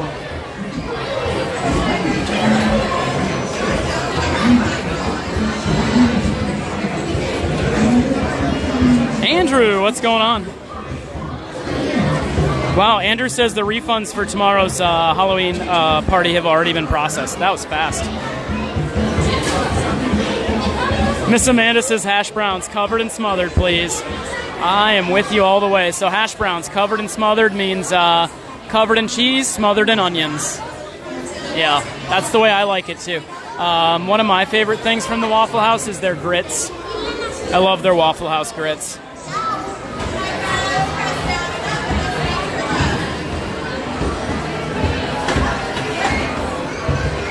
And yeah, you're right. The cheeseburgers are actually really good.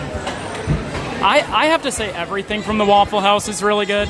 Kristen would disagree with me probably.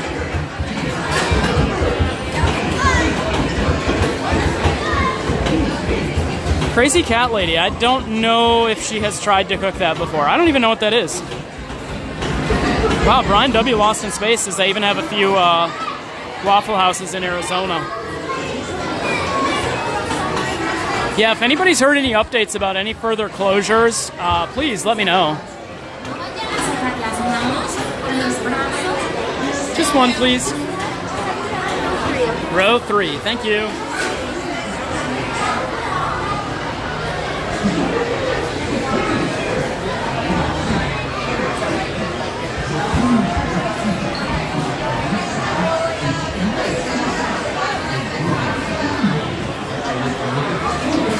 All right, after the poo, we are going to make our way over to,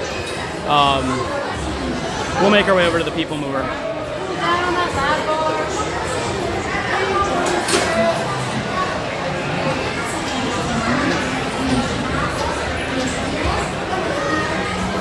All right, here comes our honey pot. Thank you, thank you.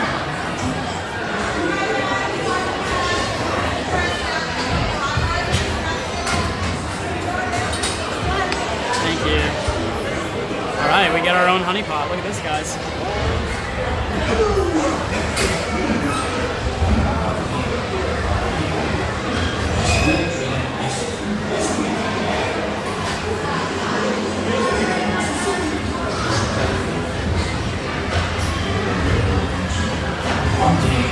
Under Inglewood, the East Wind traded license from Wall Street.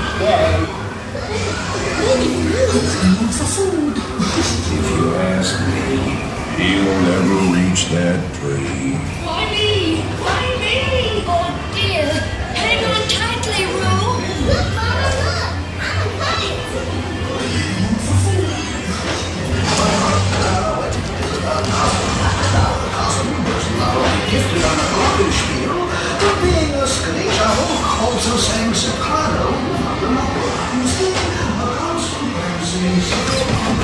Hunter! Come bounce with me!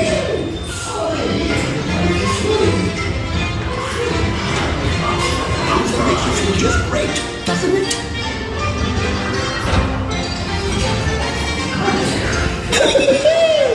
Follow me! Right this way! Phew, I almost bounced right out of the ride! Watch out for Heffalumps and Woodrolls! They're still hungry! Still hungry! Heffalumps and Woodrolls! Still hungry!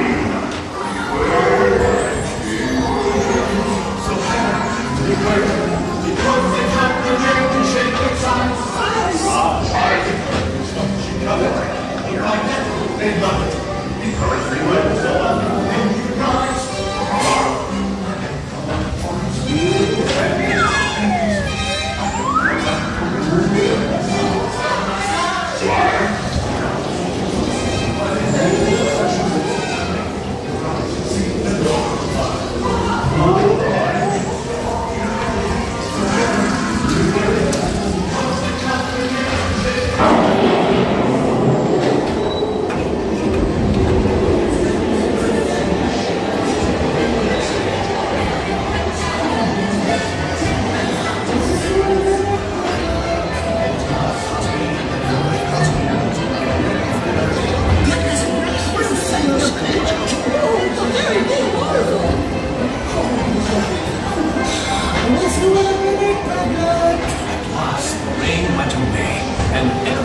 Gathered together to say, hooray! Hooray for Boo, too!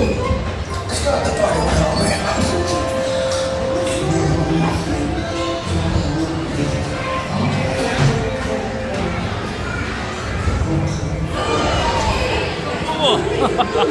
Stops very abruptly.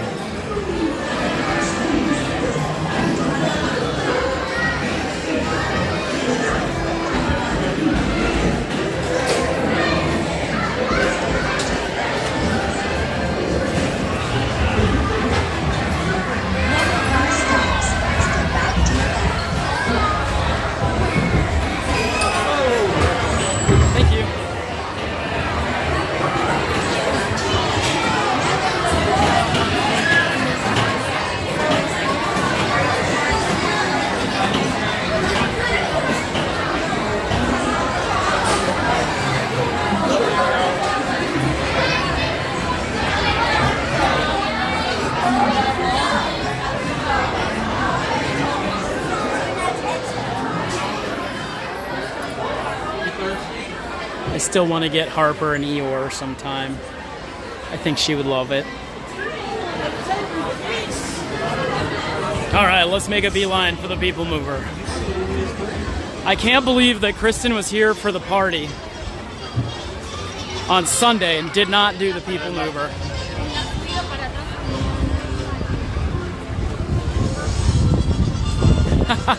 So I have to laugh. Okay, let me switch the camera angle. I like to put it into wide angle for that ride.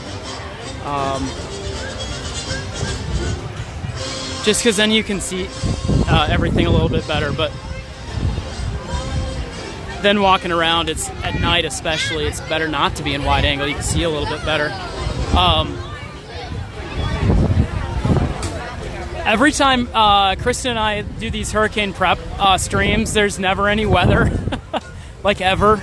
And you know what? That's okay, because I feel like it's good to do a hurricane prep stream like this. It reminds people, hey, there's a hurricane coming. Hey, take caution. So, you know, a lot of people might be saying, there's no hurricane. Why are you doing a live stream about hurricane preps? Guys, it's important to keep people informed and to keep information going. And I've been in the communication business now for the majority of my life. I started at the first TV station I worked at when I was 15 years old. So I'm all about communicating and making sure people know what's going on, especially if it helps people stay safe. So there is a big storm coming this way. Luckily, the impacts here are going to be a lot less than in the Big Bend up there in North Florida along the Panhandle. They're saying Tallahassee might take a direct hit. That would be pretty bad for Tallahassee. They haven't seen a storm like that in a while. Yeah, Kathy, you're right. It's not her ultimate favorite ride like it is mine, People Mover. Tim, you're right. The wind's picked up a little bit. I was expecting to see some feeder bands coming through. But to be honest with you, I'm actually a little bit more happy that I'm not soaking wet and that the temperatures are a little bit cooler. So I'll take it. This is one of the nicest evenings that I've had at the Magic Kingdom in a long time. You can literally feel the humidity has dropped. And tomorrow or into Friday when the storm passes, it will be spectacular. The humidity will get sucked out along with the storm, and it will be cool and crisp and dry. It will be amazing. Friday will be amazing. It'll be cool and crisp and dry. So that you've heard it from me, guys. Your best day to go to the parks is going to be Friday evening. I think Friday evening. It's a fast-moving storm. The storm will be cleared out. And by Friday evening, it's going to be cool and crisp here at the Magic Kingdom.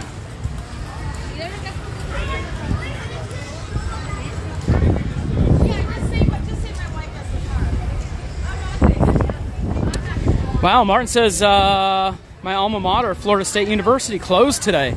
Yeah, the storm is headed right that direction. Yep. So that makes sense. That makes total sense. That area is going to probably need to be evacuated. Parts of it along the coast, along the Gulf.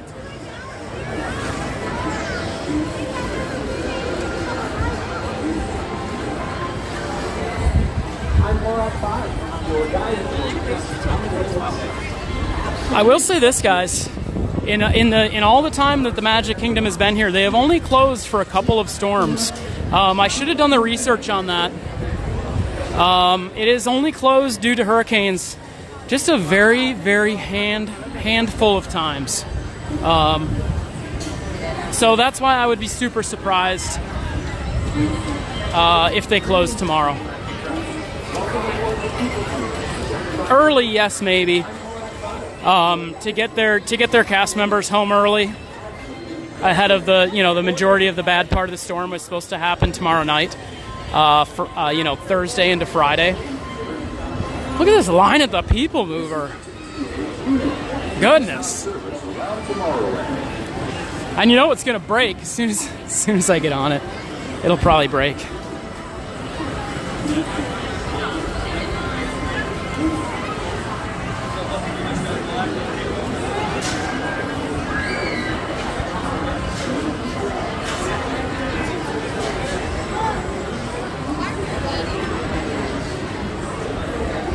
Oh, there's Kristen's favorite ride. See, isn't that nice? My favorite ride and her favorite ride are just literally right just on top of each other, right?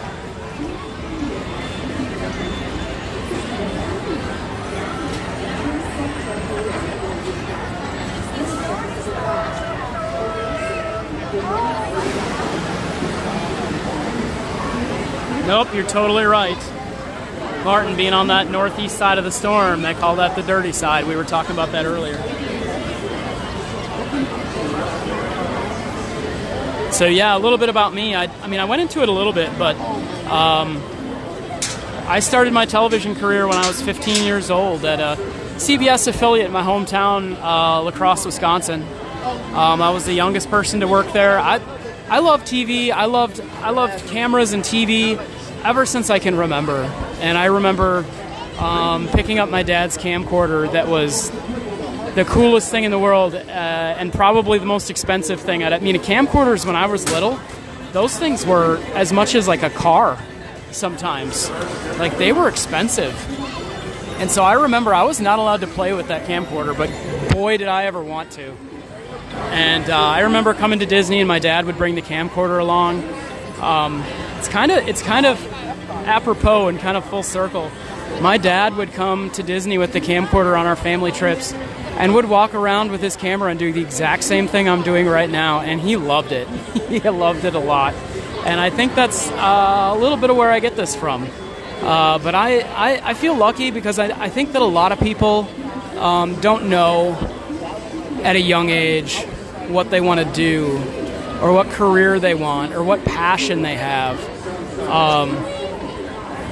A lot of people wait until college or even beyond before they know what they're passionate about as a career. And I feel really lucky. I feel really blessed that I knew what career I wanted to be in. I knew I wanted to be in television and communication. And part of the reason why I love communication so much, and guys, this is going to sound really, really cheesy, but it is so true. Part of the reason I fell in love with communication and technology is because of the ride Spaceship Earth. When I was little and impressionable and loving Disney on family trips, riding Spaceship Earth made me love communication. It made me combine that love of production and of photography and cameras and technology and combine it all together. And that's why I went into journalism. I actually, my first job was at the TV station, and I wanted to go into film. So I actually attended film school at University of Milwaukee for a year until I realized that journalism and technology and communication is where I really, really, really wanted to be. My goal at that time, when I was going to school, I had a list on my wall of the TV markets in the country, and at that time, I was working at the 127th largest television station in my hometown of La Crosse. And I had the list on the wall, and the one I wanted to work at was Market 17, Orlando, Florida. And I had it circled, and that was my goal, was to work at Market 18 in Orlando, Florida. And it was my ultimate goal to hold a live camera and have 1 million people watching. Like, that was one of my ultimate goals in journalism. Is I wanted to hold a live camera that was on every network at the same time. And ultimately doing presidential pool cameras, I did it. I held a live camera for every single television network for millions of people, and that was one of my goals. That was one of my passions way back when. And that's I think why I still feel passionate about that. I mean, I've always loved Disney and I've always loved communication. So combining the two together and be able to do a channel like this and to be able to give people information and to be able to share my thoughts about the things I love. Ultimately, it's a pretty cool thing. Feel pretty lucky. Wow, 100 Acre Woods says ditto. Epcot pushed me into IT and technology. Yeah.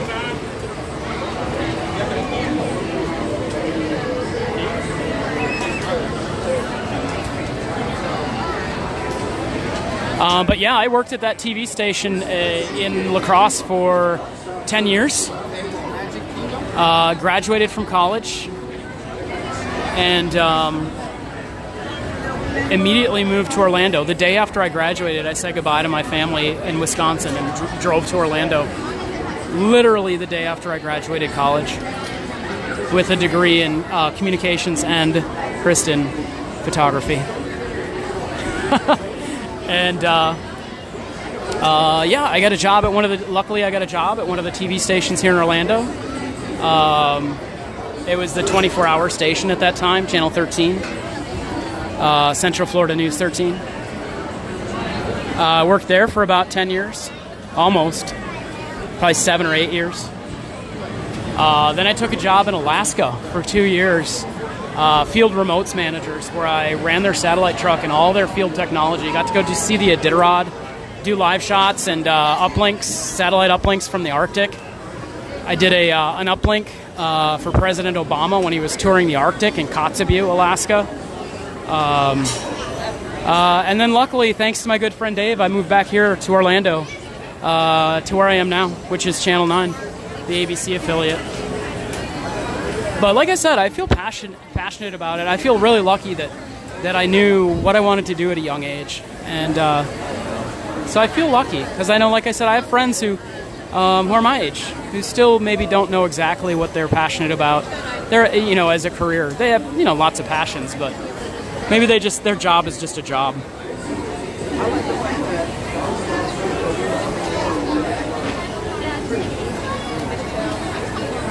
I know, Burr, Alaska. All right, we are getting on to People Mover in mere moments. I haven't seen it break yet, so apparently I've done well.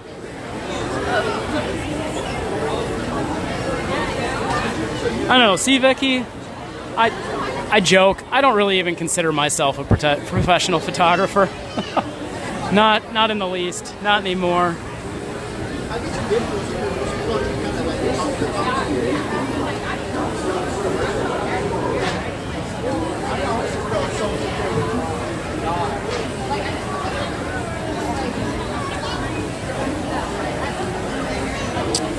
Yeah, Kristen wants to do a Park Pass TV on location in Alaska. Man, I'd love to. I would love to. We had it, since Kristen's listening, there's a couple of things I forgot to tell her. We got to see our good friend the Kidwells the other day, and Corby had some really good ideas. We were talking about going over to do the Halloween decorations over at the Fort Wilderness, and we were talking about getting a campsite and renting a golf cart. And he recommended doing the horse carriage ride, and I said, "Gosh, that's such a good idea." So yeah, Kristen, maybe we can do a horse carriage ride over at the Fort Wilderness campground instead of renting a golf cart. It's a good idea. All right, it's not broken yet. I'm not on it yet, though. Legs and other appendages inside your car. And please supervise younger beings. Stay clear of the doors, which will open and close automatically. Enjoy your journey. Para su seguridad, permanezca sentado y mantenga sus manos, brazos, pies y piernas dentro del vehículo. Y cuida sus niños. Gracias. Please step carefully onto the moving platform. Then step into the car. Just one, please. Yep. All right. At all times. And you're good to go. Watch Thank your you. step. Thanks. And other appendages inside your car. And please supervise younger beings. Stay clear of the doors, which will open and close automatically. Enjoy your journey. Para su seguridad, permanezca sentado y mantenga sus manos, brazos, pies y piernas dentro del vehículo. Y cuida a sus niños. Gracias. Please step carefully onto the moving platform, then step into the car. For your safety, remain seated at all times, keeping hands, arms, feet, legs, and other appendages inside your car. And please supervise younger beings. Stay clear of the doors, which will open and close automatically. Enjoy your journey, please. Para su seguridad, permanezca sentado y mantenga sus manos, brazos, pies y piernas dentro del vehículo. Y cuida a sus niños. This is the TTA Blue Line, non-stop service around Tomorrowland.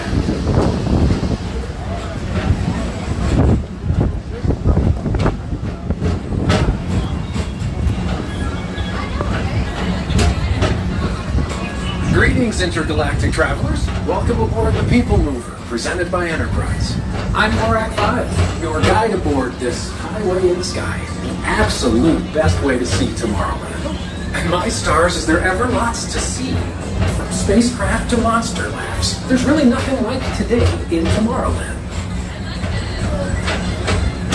For your safety, if you have wings, jetpacks, or gravity polarizers, please do not take flight while on board. Thank you.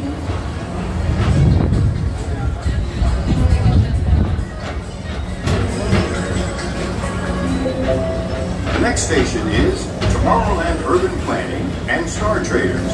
Transfer to Green and Red Lines. Don't worry, your express train keeps on rolling through the future, right by two of my favorite spots.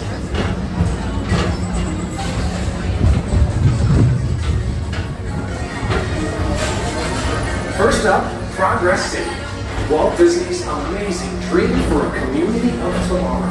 Did you know Progress City inspired Epcot? And a lot of the visionary ideas throughout Walt Disney World.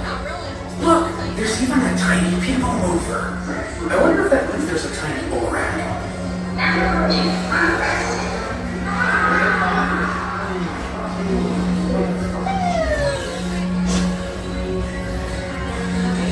On your right is Star Traders, home to the greatest goods in the galaxy. Except actual stars. Those are no longer sold.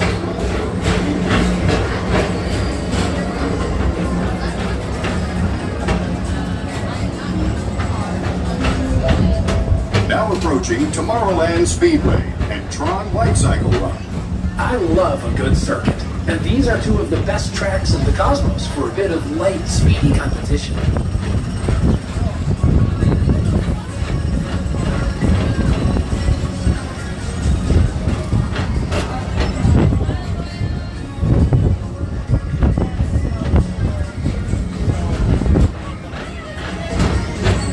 Attention all visitors from Galaxy M31. Please keep forward-facing tentacles clear of oncoming vehicles. Thank you.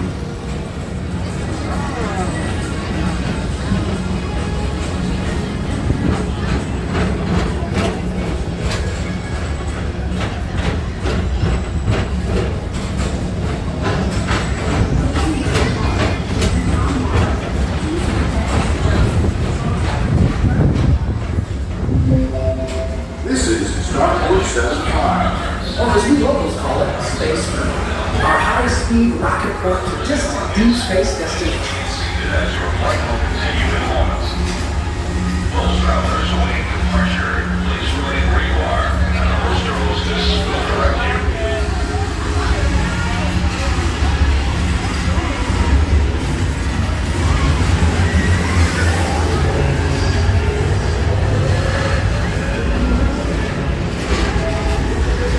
Let relaxation wash over you at the most refreshing retreat in the galaxy.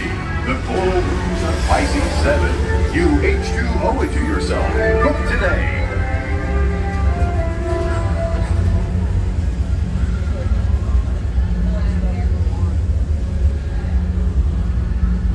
All right, don't adjust your screen. We're just in Space Mountain.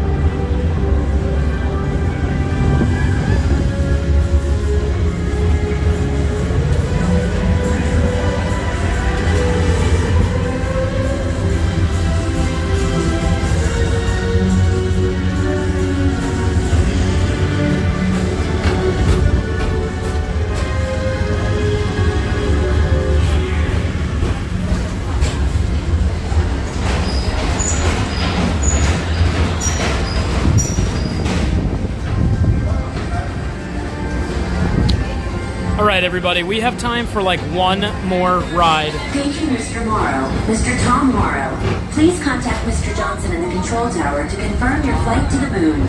Thank you. What ride should it be? Park closes at 10 and it's about 9:30, so we have time for one more ride. What should it be? Attention all visitors from Galaxy M31. Please keep forward-facing tentacles clear of oncoming vehicles. Thank you.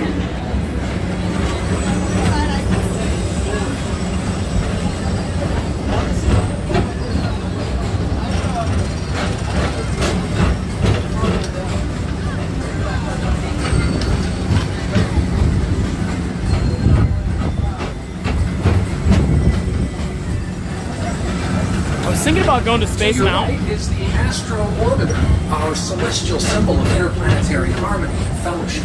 Hop aboard and launch high above Although it's still tomorrow 35 for a spin minutes. amongst the planets.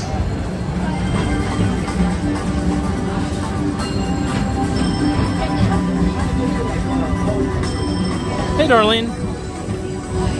Sarah wants Haunted Mansion. Okay.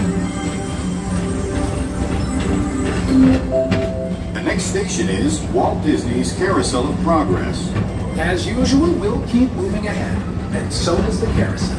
Like progress itself, this theater never stops, inspiring new generations to dream of a great, big, beautiful tomorrow. Oh, looks like everybody wants Haunted Mansion.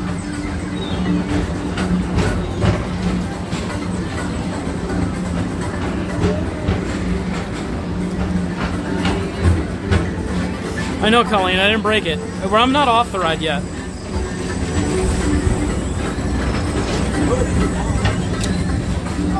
Yeah, Tim, I've got ride cam tonight.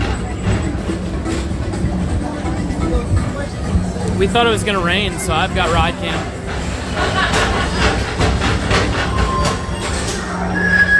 Calling all space rangers. Report to your star cruiser and join me on this daring space mission against the evil Emperor's herd. I mean, we're on it, Buzz. You can count on us. I mean, I'll go get in line on Space Mountain. I don't know if they'll let me ride it. I have the special mount for the camera, but I still don't know if they'll let me ride it.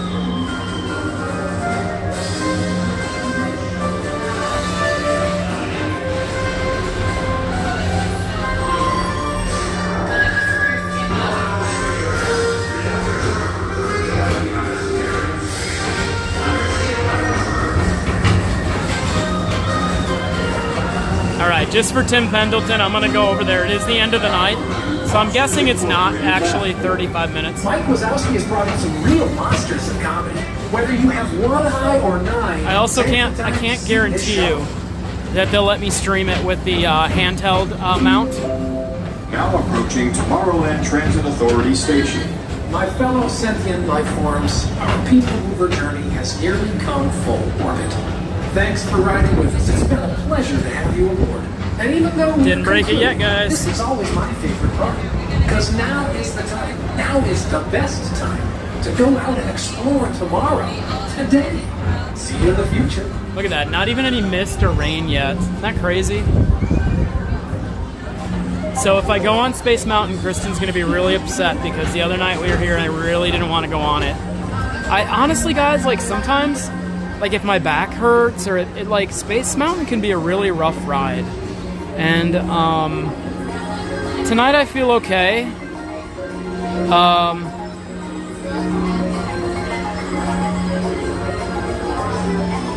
I guess we can try and go ride it. Step on the moving platform with caution and exit by stepping away from the car.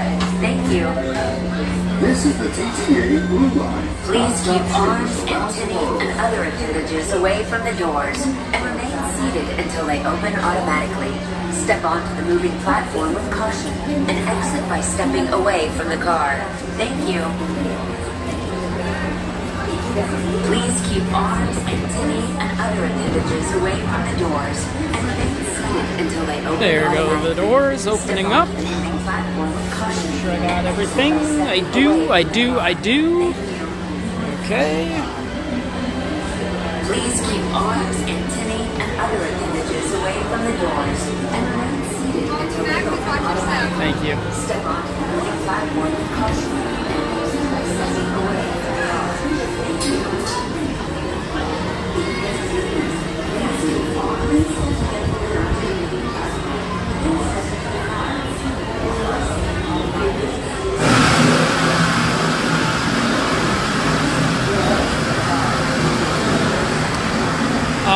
yeah, Deep Sea 21. I remember when they said Haunted Mansion was too spooky and they had to make it less spooky. I do remember that.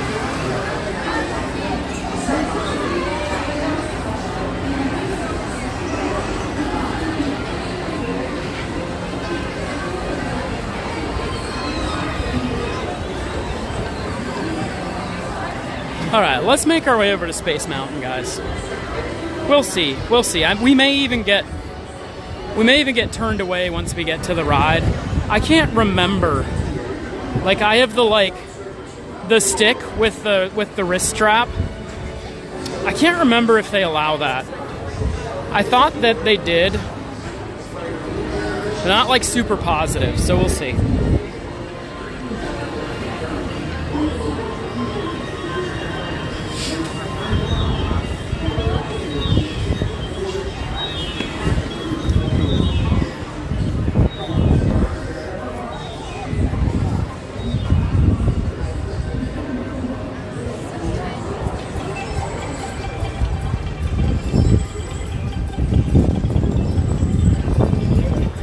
Well, so as far as storm preps go here at the Magic Kingdom, they're doing very little, guys.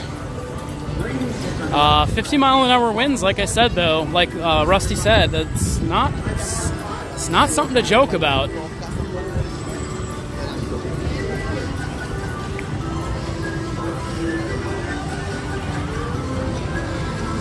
So it does say 35 minutes.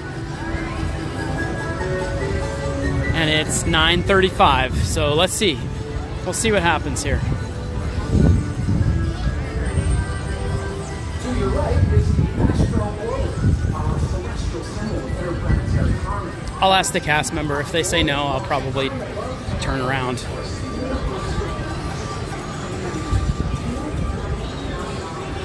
Hi there. I have a question. I have like a little mount with a stick with a wrist strap. Am I allowed to take, take that? Just don't like raise above your head. Gotcha. Cool. Thank you. Appreciate it.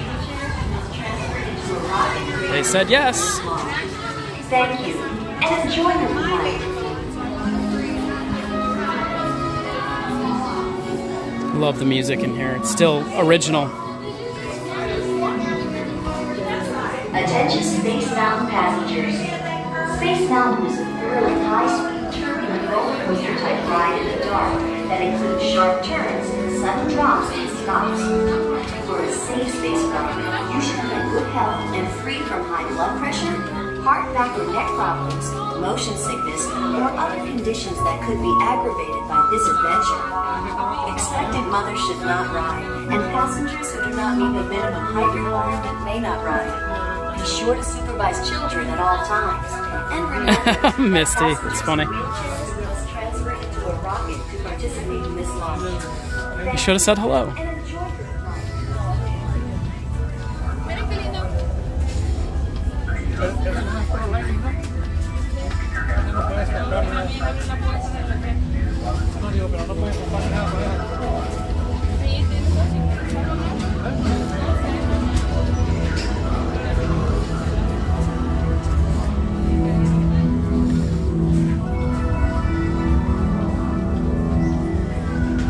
Still one of my favorite queues. I think it's one of my most excited queues, because you can't be in this queue and not be like a little anxious, a little excited, a little scared, all at the same time, right?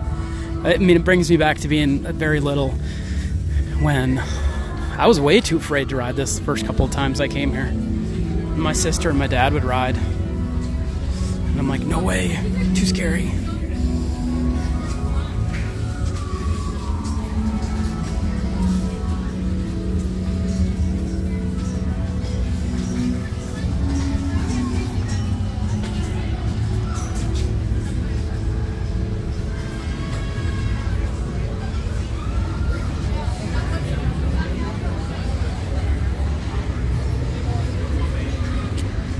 So just FYI ahead of time, guys, I'm going to probably end up putting you into like a really quick be right back to switch to the tripod stick. When we get a little bit closer. This like video's got to be from the 90s.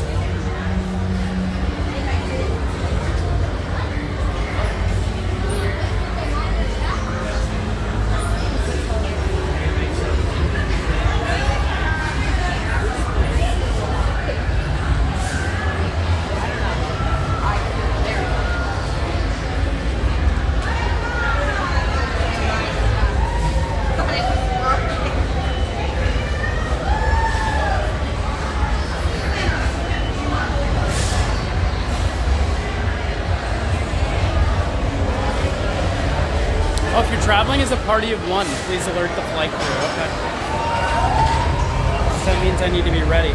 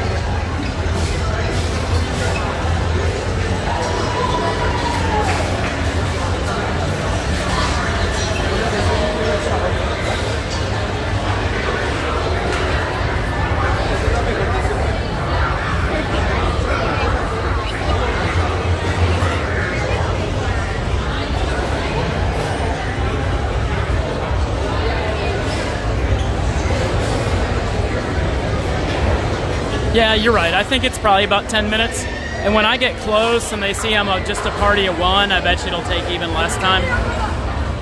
Just my guess.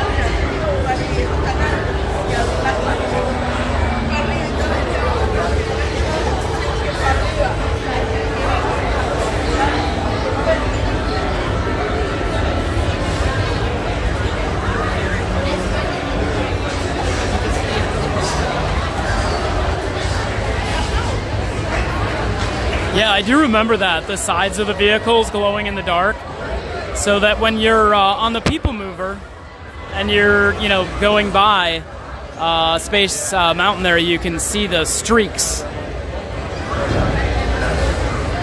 Do you guys also remember when they used to have the projections of the comets and the asteroids, and the asteroids looked like chocolate chip cookies? Do you guys remember that?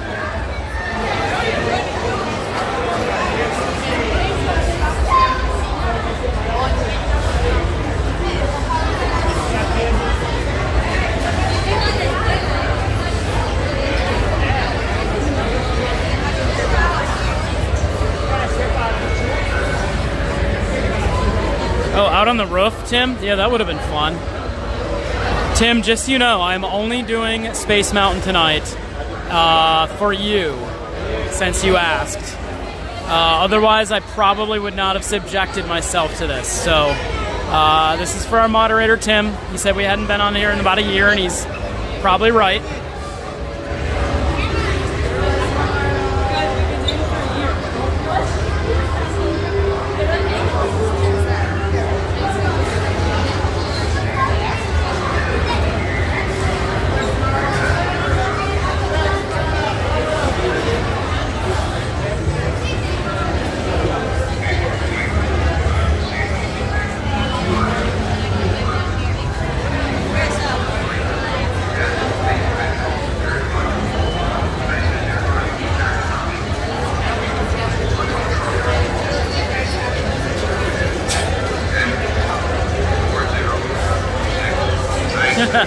Yeah, you guys remember the cookies?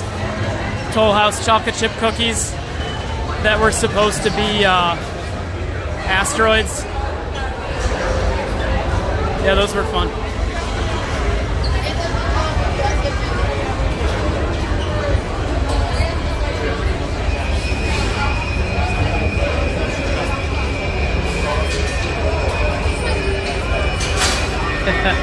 Tim, you're right. I wish they would retract these, make them a lot more smooth.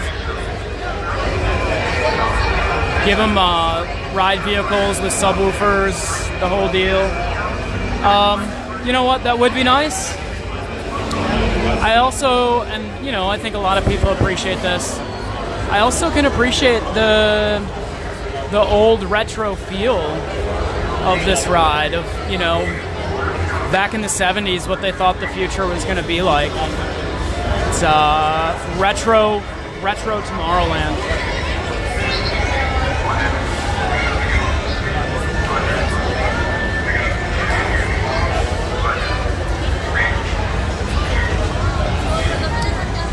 Brett, I'd love to do Big Thunder, but yeah, we'll never make it. The park closes in 13 minutes.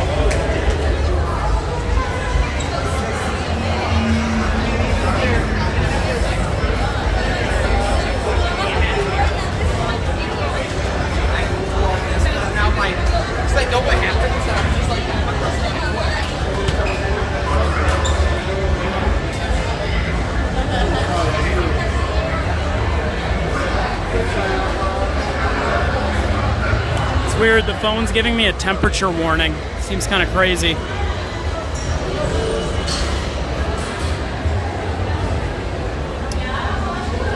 Alright guys, since we're back here where it's kind of boring, I'm going to be putting us into Be Right Back to switch on to the mount stick with the wrist strap. So we'll be right back. Don't go anywhere.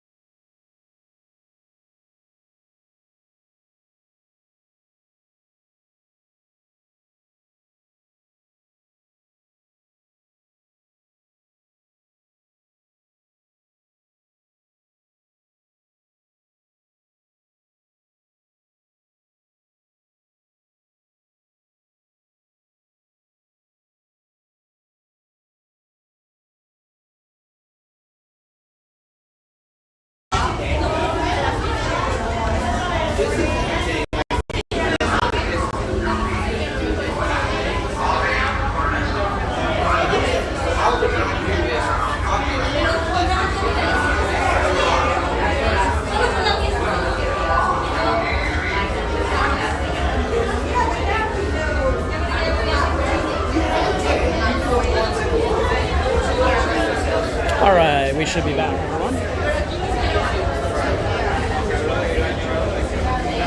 Sorry for a little bit wobbly.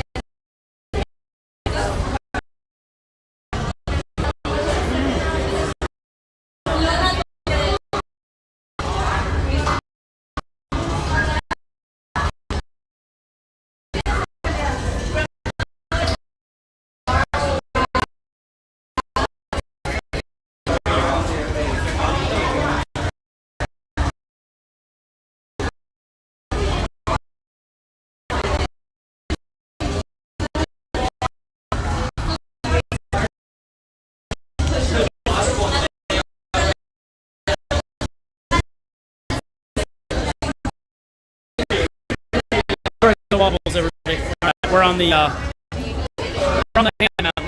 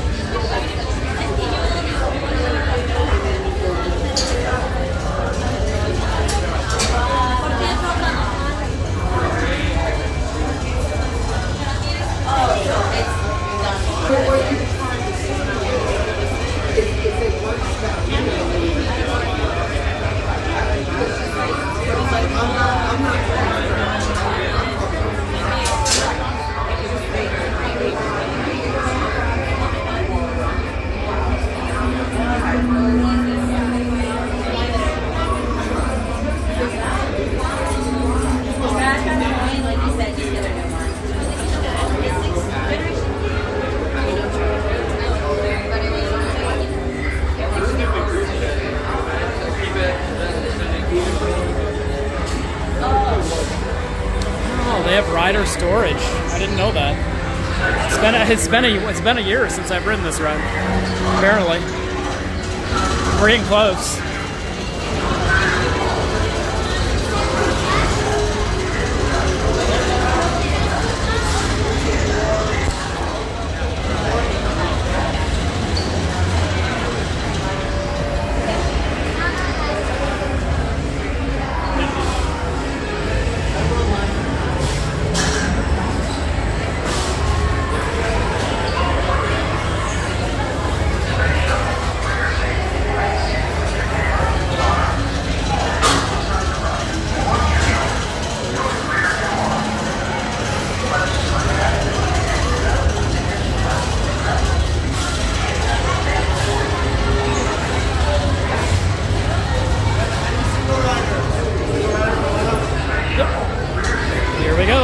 Front. Thank you.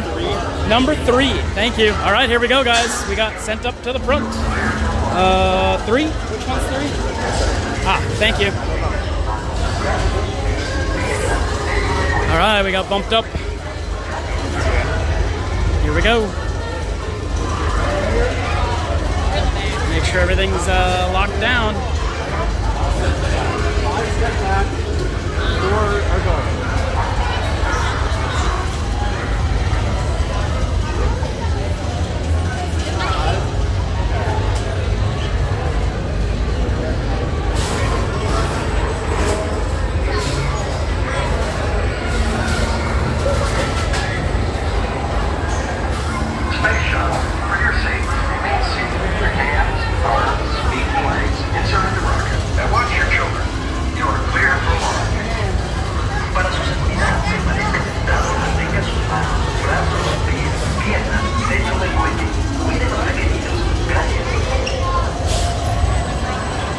All right, we're next. Space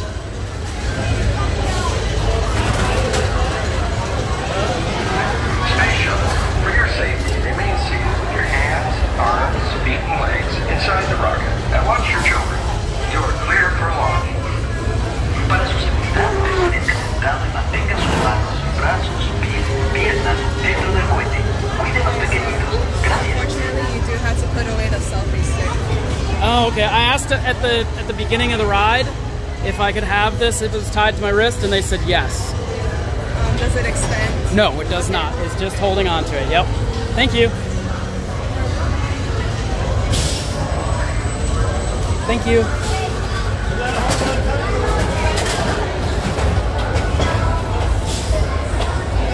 Push up on those lap bars, everybody. Push up on those lap bars. All right, here we go.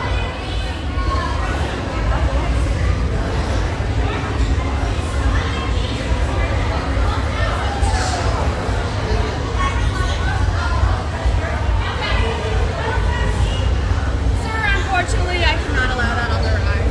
Oh, okay. I asked twice. I know. Okay. What do I have to do? Do you have a bag you can put it in? I can. bring up the thing again. Okay. All right. Sorry, guys.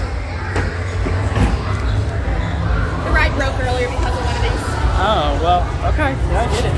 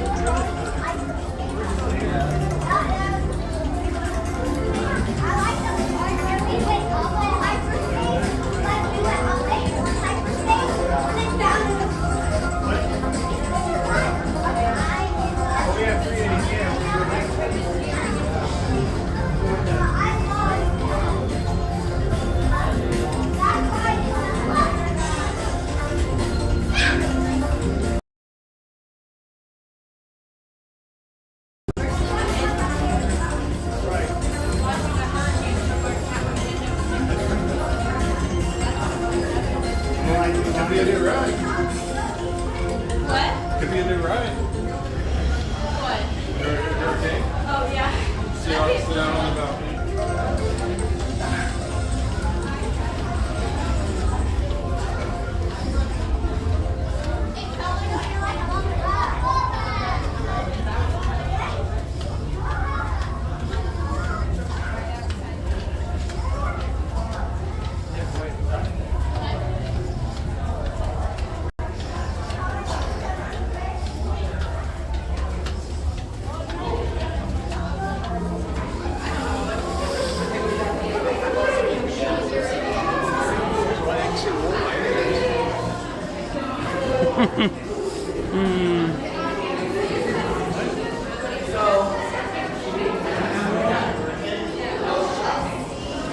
Your IKEA light fixtures.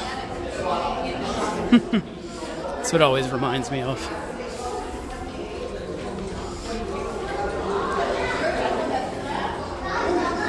Oh, it's 10:04. We just missed being able to go on a final ride by 4 minutes.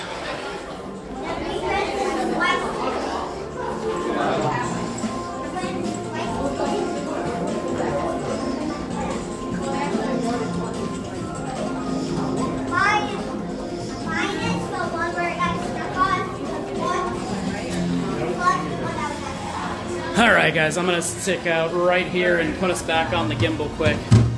You know, you gotta follow the rules. Even though one person says it's okay, and one person says it's okay, and another person says it's not. You gotta follow the rules. Just the way it is. Everybody likes consistency. Sometimes it's not a thing. It's okay. Alright. I get what they're saying. Better safe than sorry. Alright, I'm going to put us back on the gimbal here so it's not so herky-jerky on our way out of the park.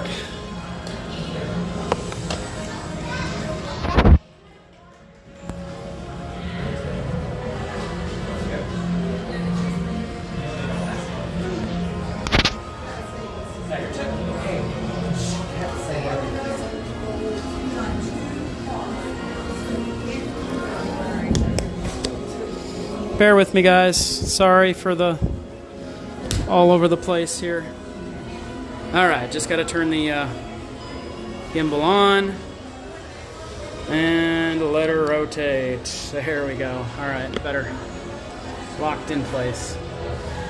Oh, yeah. Okay, Kristen's right. You know, that's what space is like, dark. Yeah, James, that's what I said too. They're not all on the same page. You know, that's just life. You gotta roll with the punches.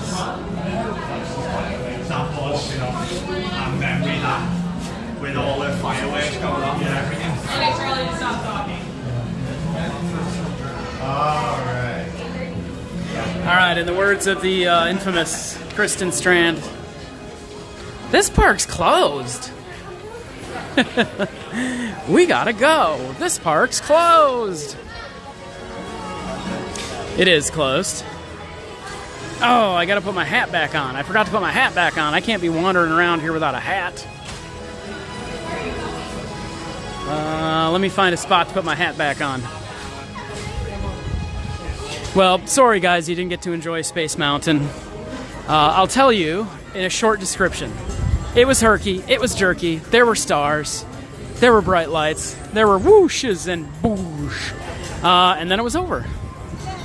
And it was good. I find my secret to Space Mountain is just to let your body go loosey-goosey. Try not to tense up. It's better that way. To your right is the Astro Orbiter, our celestial symbol of interplanetary harmony. Yeah, Tim, lots of screams. High above Tomorrowland for a spin amongst the planets. Oh, just in time. Was told you couldn't record on the Dumble ride. That's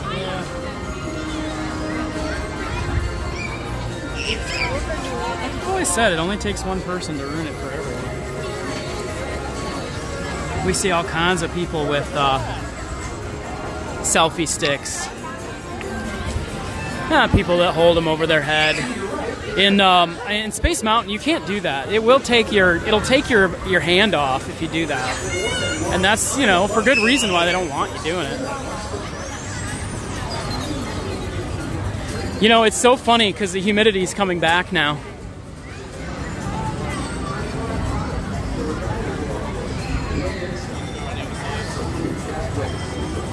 It's hard to believe that in just a few hours there's going to be 55-mile-an-hour wind gusts coming through here.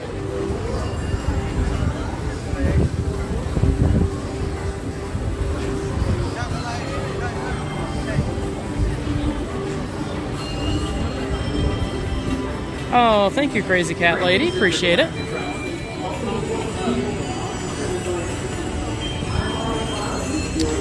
Yeah, that's the big thing, is we really hope that we got the word out. Everybody stay safe. There is a big storm headed this way, but everybody can make it through. Just take the proper precautions and be safe. Don't ever go into storm surge. That is the thing I can tell you. It's not the high winds and the hurricane that gets you, it's the storm surge. So never drive through storm surge. Stay away from the storm surge. If you're in a coastal area and you need to be evacuated and they give an evacuation order, you need to follow it. Here in Florida, they have evacuation plans. The governor will let you know what zones need to be evacuated. Right now, there are definitely evacuation zones in the Apalachicola area there, the Big Bend of Florida. This thing's a Cat 4. It is a huge storm. It only goes up to Cat 5, guys. So it is a beast. They call this a major hurricane. So it's a beast, and we're going to be in that dirty quadrant of it tomorrow here at Disney. Krista and I may put up our roof cam. If it starts to get bad, I may put up roof cam. You guys have seen roof cam from our house. If it starts to get bad, because I'm going to be at work, Kristen's going to be working and busy, but I might be able to put up roof cam. I am going to try and release that video about Dorothy too. Let me go through my videos really quick here and make sure that's not released already. If it's released already, I'll give you the link. But I think it's still a private video. Let me check. On our way out here.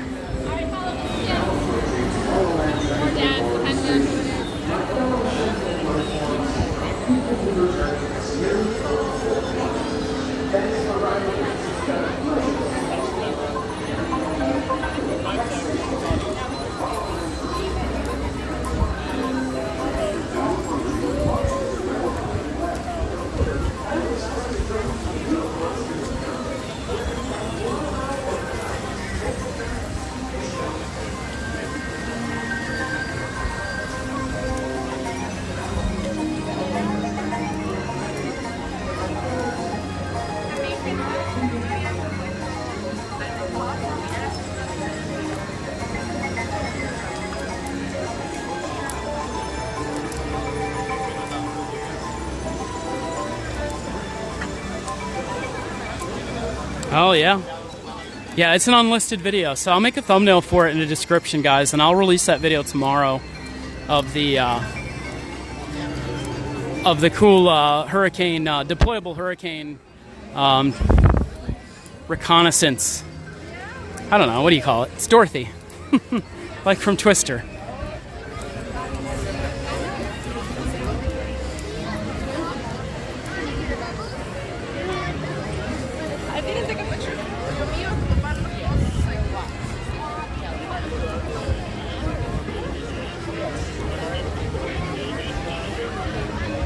Man, it's actually an 8-minute video. It's a pretty long video.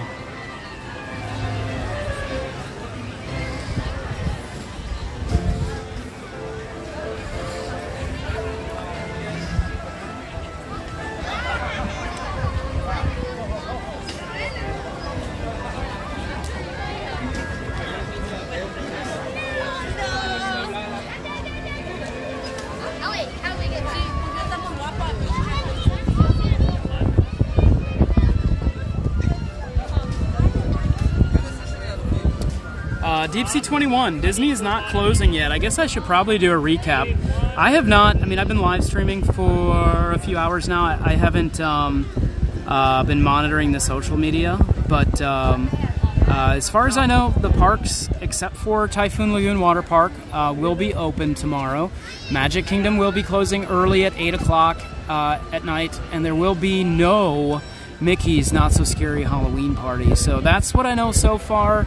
But of course, just make sure you pay attention if you are here in the parks or you are going to be here Thursday. Just make sure you pay attention to all the notifications and the information provided by the local governments and by Disney. And like I said, keep that that mobile app handy, because most likely Disney will be sending out push notifications to people about early closings, that kind of thing. Also, you can follow them, at Disney Parks, and honestly, any social media that you follow about Disney and the Disney Parks will probably let you know. I swear, every time I go to a garbage can, it's the one that they want to empty. So I'll move up, and then they'll come to this one probably. Humphrey Bear, any snacks left? I wish. No, everything's pretty much closed.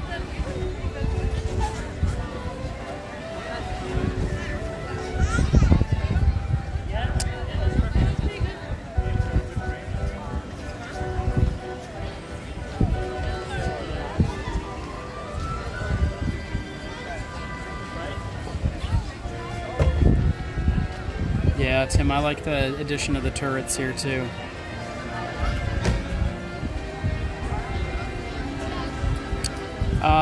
Would the Emporium have costumes for our puppies? Possibly, although I probably should have checked over at Memento Mori's. They're closed now, probably, to see if they have puppy costumes. Yes, Darlene, we will stay safe. Everyone, please stay safe. Yeah, an 8-minute video, Dorothy. We'll release that tomorrow if I have time. Obviously I gotta make a thumbnail and make it public, but it's pretty cool and it would be timely to release tomorrow, so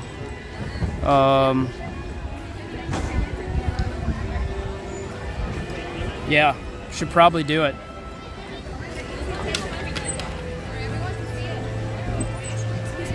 Oh, no problem. All right. I'm getting kicked out of my trash cans, so I guess that means it's time to walk down Main Street. Kristen and I do have to work tomorrow, and it's a big day, so I want to make sure Kristen's picking me up. I don't want to be out here too late. So, Kristen, ding, ding, ding, now's the time to come pick me up. I'm going to start heading that way.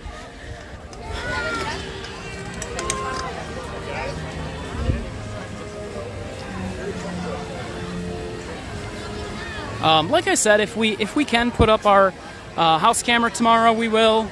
If we can do any streaming, we will. Maybe I'll come out here if there's any chance I can make it before like 7, because otherwise I'd be streaming for like an hour. It's not really worth it. So, because I do have to work tomorrow, so we'll see. Anything's a possibility, but like I said, if you are in the parks, make sure you pay attention to social media and stay safe. Don't drive through any open water. Not a good idea, ever.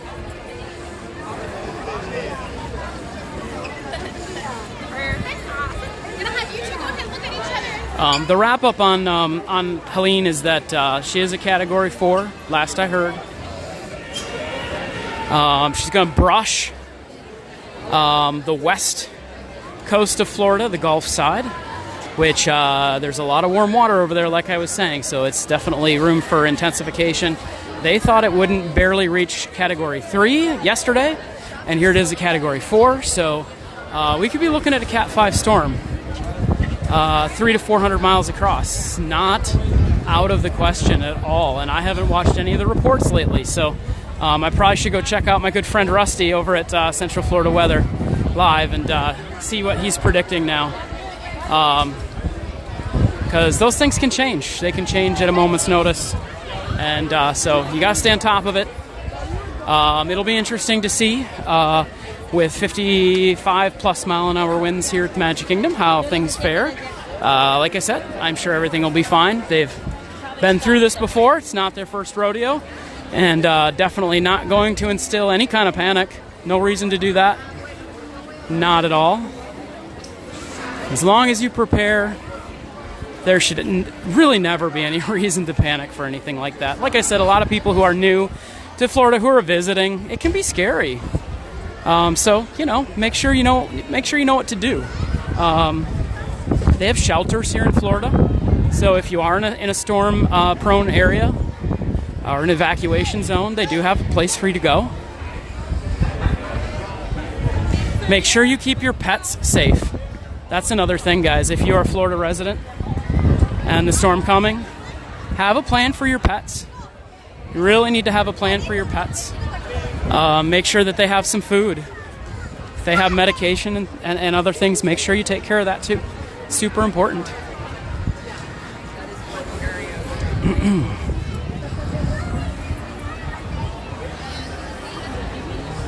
A huge shout out tonight to all our sponsors and friends who help make these streams possible, guys. A big shout out and thank you to them. Oh, is Mickey just heading out? I think we just missed Mickey. You know what the secret is? If you run over here, we might be able to see him. Everybody's running. There's Mickey.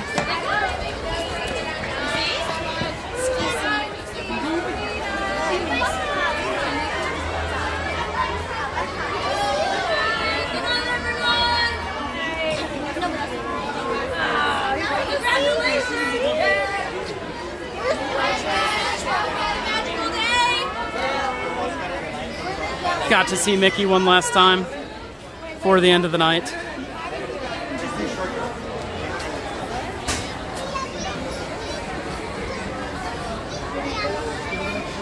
If you are looking at planning a Disney, Universal, SeaWorld vacation or Disney Cruise vacation, please make sure you check out our friends at Dreamin' a Wish Travel, guys.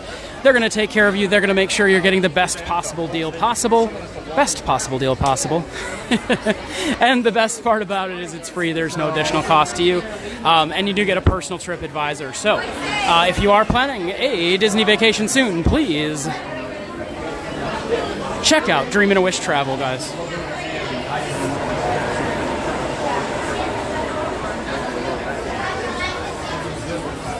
If you are in town, I definitely recommend making a quick trip down I-4 towards Tampa. It's just about a 20 or 30 minute drive. I'm trying to get over to the right here, but I'm all blocked in. I gotta let some people go here. Whoop. Whoop, sorry. Whoop. Everybody's just running over me. Oh, yep, traffic jam. Check out our friends at Vault Collectibles, guys. They're just a quick journey down I-4 to the Lakeland Antique Mall. If you're looking to decorate your home with actual props from Disney and Universal, looking for great deals on items from the parks and from the resorts, check out our friends at Vault Collectibles. You can go visit their actual store at the Lakeland Antique Mall there in the back, or you can visit their eBay store as well, and the link is in the description. Run Disney season, everyone, is upon us, as all these folks are running out of the park for some reason. It's a great, maybe they're going to see the water pageant. But if you are a runner, or if you are looking for very, very comfortable athleisure wear for the parks can get sticky and wet. Please go check out our friends over at Runner Athletics, guys. We met them at the Run Disney Expos. They are fantastic, a fantastic group of guys. Made their own clothing line for running ultras and marathons. I wear their stuff. I'm wearing their shorts right now, today. I'm wearing the Runner Athletic shorts. They're still offering a 20% off if you use the code in our description, so make sure you check that out. All right, guys. Kristen and I may check in with you all tomorrow during the hurricane throughout the day. But like I said, please remember to stay safe and check on the conditions as they change so regularly. Thank you so much to our moderators, guys. Our mods are amazing. Thank you, moderators. Thank you to our Patreon members, and thank you to our channel members. We hope you have a wonderful evening. Stay safe out there, everyone, and we will see you very soon. You're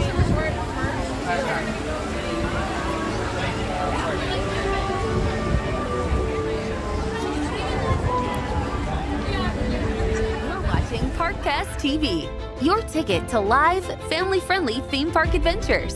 Everything from Disney, Universal, SeaWorld, and beyond in full live HD. Turn to Adam and Kristen for all the best rides, snacks, nighttime shows, and breaking theme park news. Make sure to subscribe and turn notifications on to never miss a minute of magic. Welcome to our pass holder family. ParkPass TV. No reservations needed. Would like to join our jamboree? There's a simple rule that's compulsory. Mortals pay a token fee. Rest in peace, the haunting's free. So hurry back, we would like your company. If you would like to join our jamboree, there's a simple rule that's compulsory. Mortals pay a token fee. Rest in peace, the haunting's free. So hurry back, we would like your company.